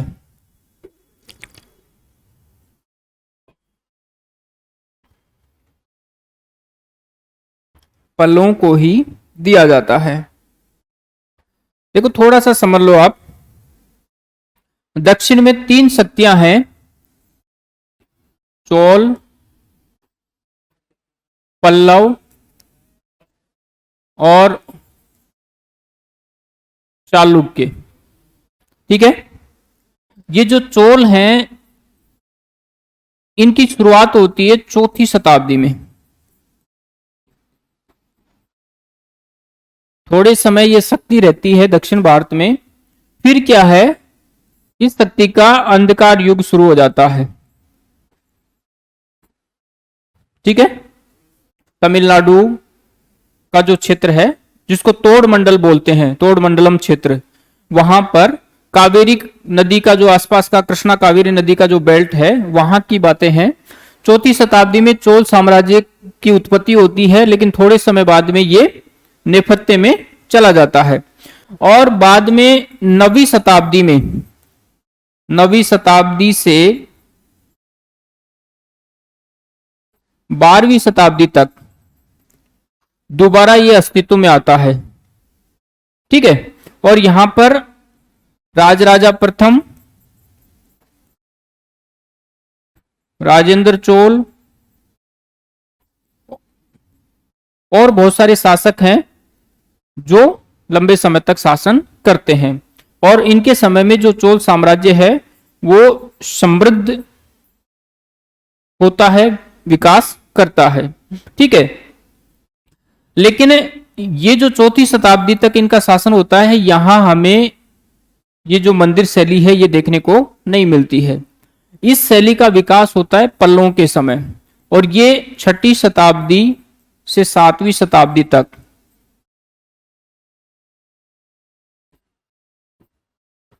7वीं सदी तक दक्षिण भारत में शासन करते हैं, ठीक है। तो यहां से शुरुआत होती है द्रविड़ शैली की, और फिर इसका जो विकास है वो कहां पर होता है? यहां पर चोलों के समय, ठीक है। यानी शुरुआत द्रविड़ शैली की हो रही है पल्लवों के समय, और समय कौन सा है? 6वीं 7वीं शताब्दी। और इसका विकास कहां पर होता है? 9वीं से 12वीं सदी के बीच में, ठीक है। और जो चालुक्य हैं इनमें आपने नाम सुना होगा पुलकेशिन द्वितीय, ये कर्नाटक का जो क्षेत्र है, बादामी, यहां पर शासन करते हैं। और इनके समय जो शैली विकसित होती है वो है बेसर शैली। ठीक है। बाद में आप देखोगे जैसे विजयनगर साम्राज्य के अधीन, और उसके बाद में एक और शैली है नायक शैली, उसका विकास होता है। लेकिन अभी हम लोग बात कर रहे हैं जो द्रविड़ शैली है उसके बारे में। तो द्रविड़ शैली पल्लवों के समय शुरू हो रही है और उसका विकास हो रहा है चोलों के समय। क्लियर हुआ होगा ना? ठीक है, आगे लिखो। पल्लवों के शासनकाल में मुख्यतः, पल्लवों के शासनकाल में मुख्यतः 4 मंदिर स्थापत्य शैलियों का विकास हुआ। 4 मंदिर स्थापत्य शैलियों का विकास हुआ। पल्लवों के समय 4 शैलियां विकसित हो रही हैं, और ये शैलियां हैं, नंबर 1 महेंद्र वर्मन, नंबर 2 है महामल शैली, नंबर 3 है राज सिंह शैली,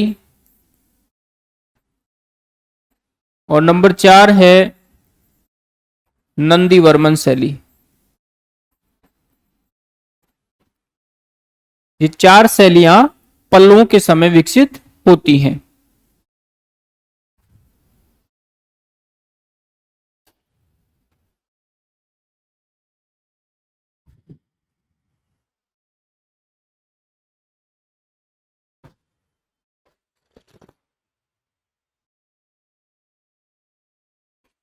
नंबर 1 नोट करो, महेंद्र वर्मन शैली। इसकी क्या विशेषताएं हैं? 2-2 लाइनों में इनका जो महत्वपूर्ण चीजें हैं उनको नोट करते हैं। महेंद्र वर्मन शैली, और उसमें लिखना ये शैली महेंद्र वर्मन, ये शैली महेंद्र वर्मन के समय विकसित हुई।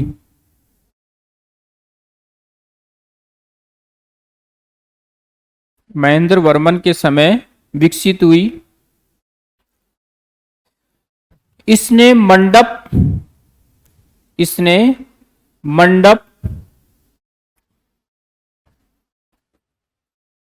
व एकाश्म पत्थर या एकाश्म मंदिरों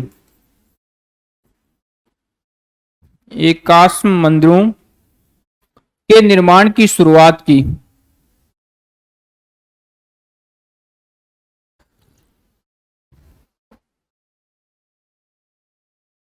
एकाश्म मंदिरों के निर्माण की शुरुआत हुई।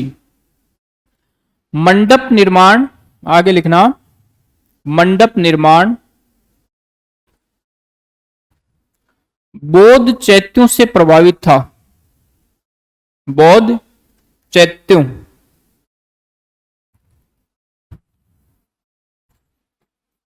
बौद्ध चैत्यों से प्रभावित था।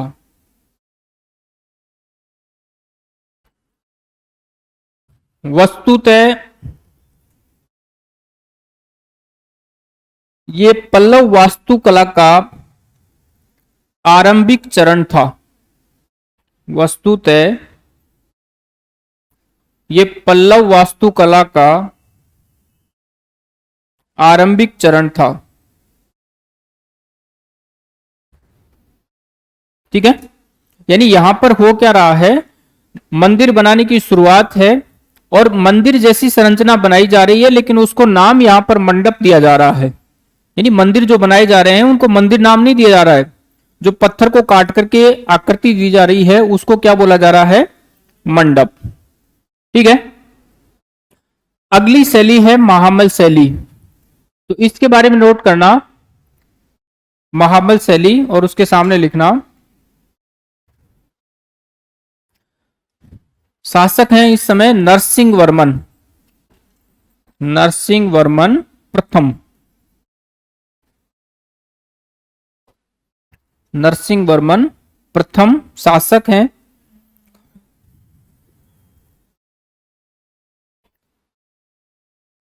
इसमें लिखना चट्टानों को काटकर,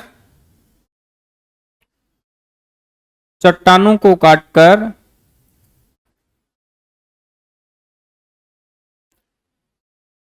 बनाए गए इन मंदिरों को, चट्टानों को काटकर बनाए गए इन मंदिरों को आकर्षक मूर्तियों द्वारा सजाया गया, आकर्षक मूर्तियों द्वारा सजाया गया।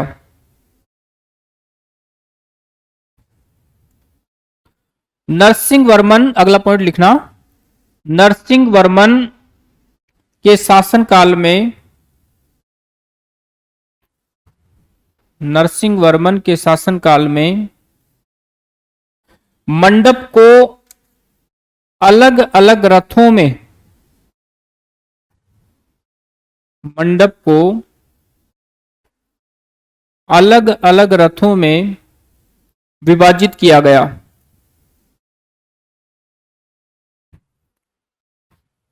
ठीक है, यानी नरसिंह वर्मन प्रथम के समय होता यह है कि मंदिर बनाए जाते हैं लेकिन उनको क्या है, अलग अलग इस तरीके से मंदिर रथों में विभाजित किए जाते हैं।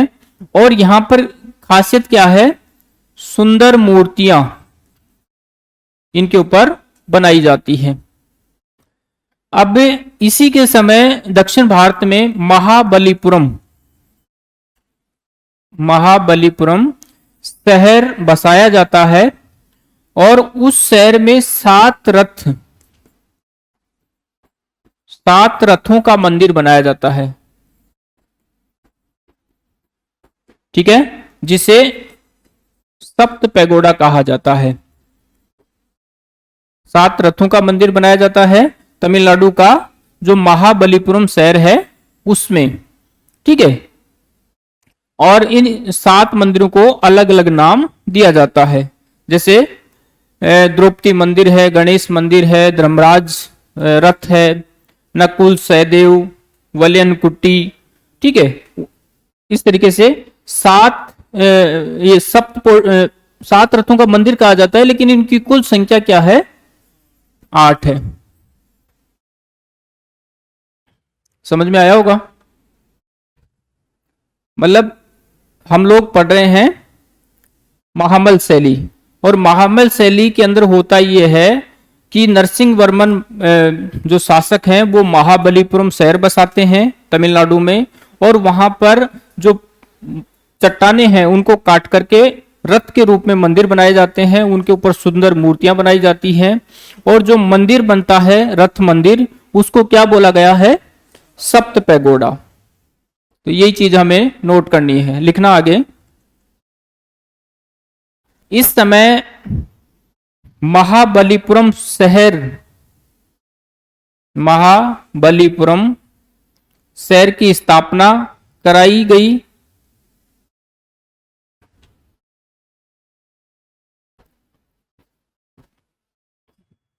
सात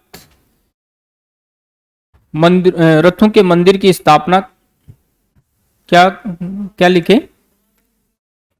हाँ, और वहां 7 रथों के मंदिरों का,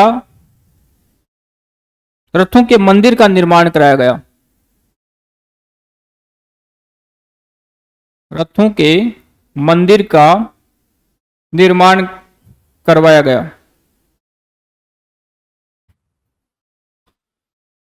रथ मंदिरों को, रथ मंदिरों को सप्त पैगोडा भी कहा जाता है। रथ मंदिरों को सप्त पैगोडा कहा गया, जो कुल 8 हैं। आप इसको अंडरलाइन कर लेना, जो कुल 8 हैं।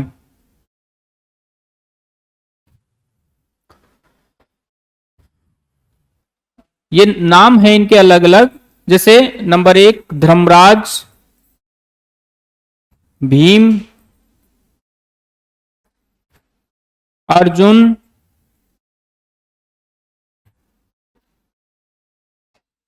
नकुल सहदेव, नकुल सहदेव, द्रौपदी, 5 तो ये हो गए, और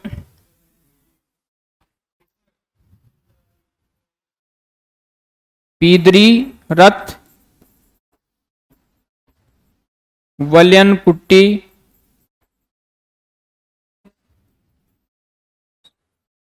और एक और है गणेश रथ। इसमें जो धर्मराज है ये सबसे बड़ा है, सबसे बड़ा, और ये द्रौपदी है ये सबसे छोटा रथ। नोट कर लो ऐसे कैसे।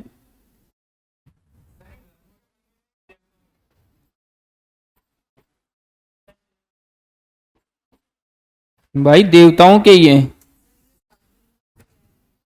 वलियन कुट्टिए, कुट्टिए,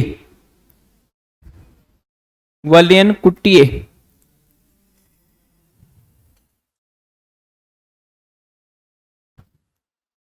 इस तरीके से लिखो, व ल ये न कुट्टिए। आ गया समझ में?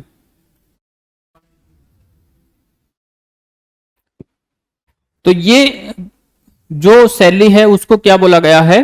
महामल शैली। आप इसको इंपॉर्टेंट करके चलना, क्योंकि यहां पर जो रथ मंदिर हैं उनको कई बार पूछा जा चुका है। एकास्मक पत्थर हैं, उनको तराश करके रथ बनाए गए हैं, ठीक है। और ये महाबल शैली का उदाहरण है। महाबलीपुरम शहर है, और नरसिंह वर्मन प्रथम शासक है जो नरसिंह वर्मन प्रथम है। ऐसा कोई जरूरी नहीं, उसी में है वो जो सब 7 रथ बने हुए हैं, उसी में एक उदाहरण है, ये अलग से नहीं मिलेगा।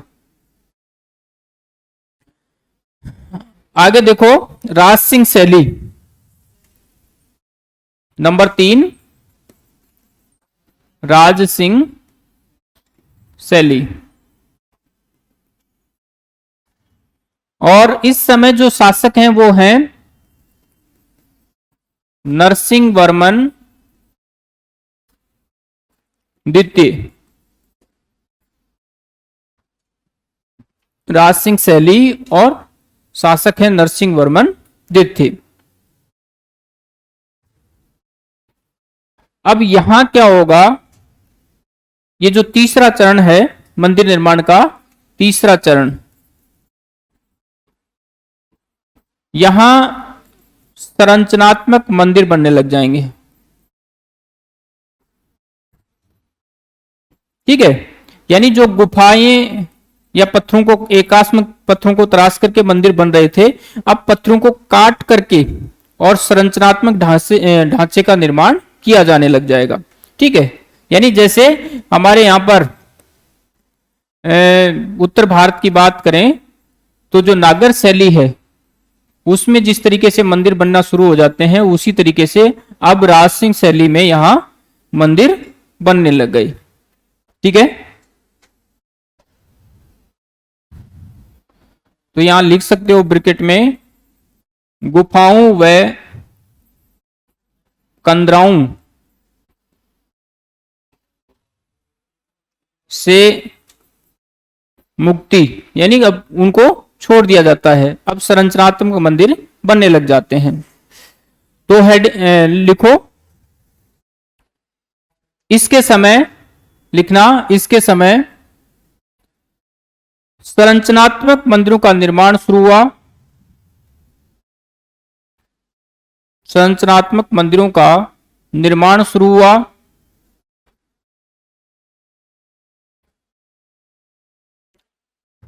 और उदाहरण के तौर पर हैं कांचीपुरम का कैलाशनाथ मंदिर। कांचीपुरम का कैलाशनाथ मंदिर है एक तो, और एक है महाबलीपुरम का समुद्र तटीय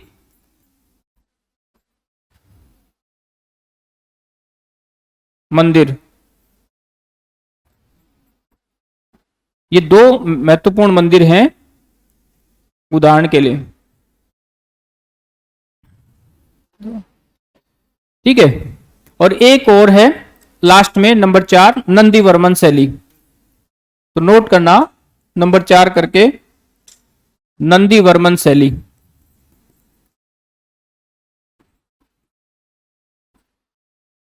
ठीक है, शासक कौन है?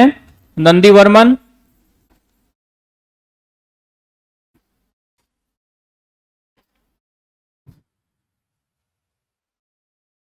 और यहां जो खास बात है वो ये है कि मंदिर आकार में छोटे बनने लग जाते हैं, आकार में छोटे मंदिर। तो नोट कर लो 2 लाइन। मंदिर निर्माण का चौथा चरण यहीं पे लिख लो। मंदिर निर्माण का चौथा चरण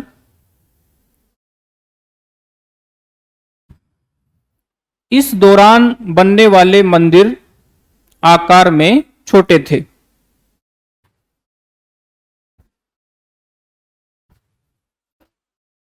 इस दौरान बनने वाले मंदिर आकार में छोटे थे।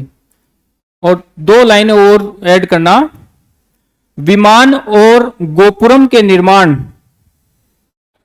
विमान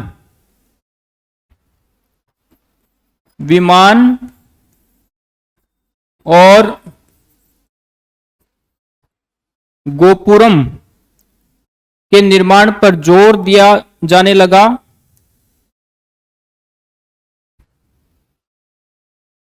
विमान और गोपुरम के निर्माण पर जोर दिया जाने लगा, जो द्रविड़ शैली की विशेष पहचान बनी। जो द्रविड़ शैली की विशेष पहचान बनी और जिसे चोलों ने सर्वोच्च स्तर पर पहुंचाया। चोलों ने सर्वोच्च स्थान पर पहुंचा दिया। ठीक है, यानी यहां क्या है, जो द्रविड़ शैली है उसका क्रमिक रूप से विकास हो रहा है। अगली क्लास में हम लोग जो द्रविड़ शैली है उसका चोलों के समय कितना विकास होता है, क्या वहां पर अलग चीजें देखने को मिलती हैं, उसके बारे में बात करेंगे।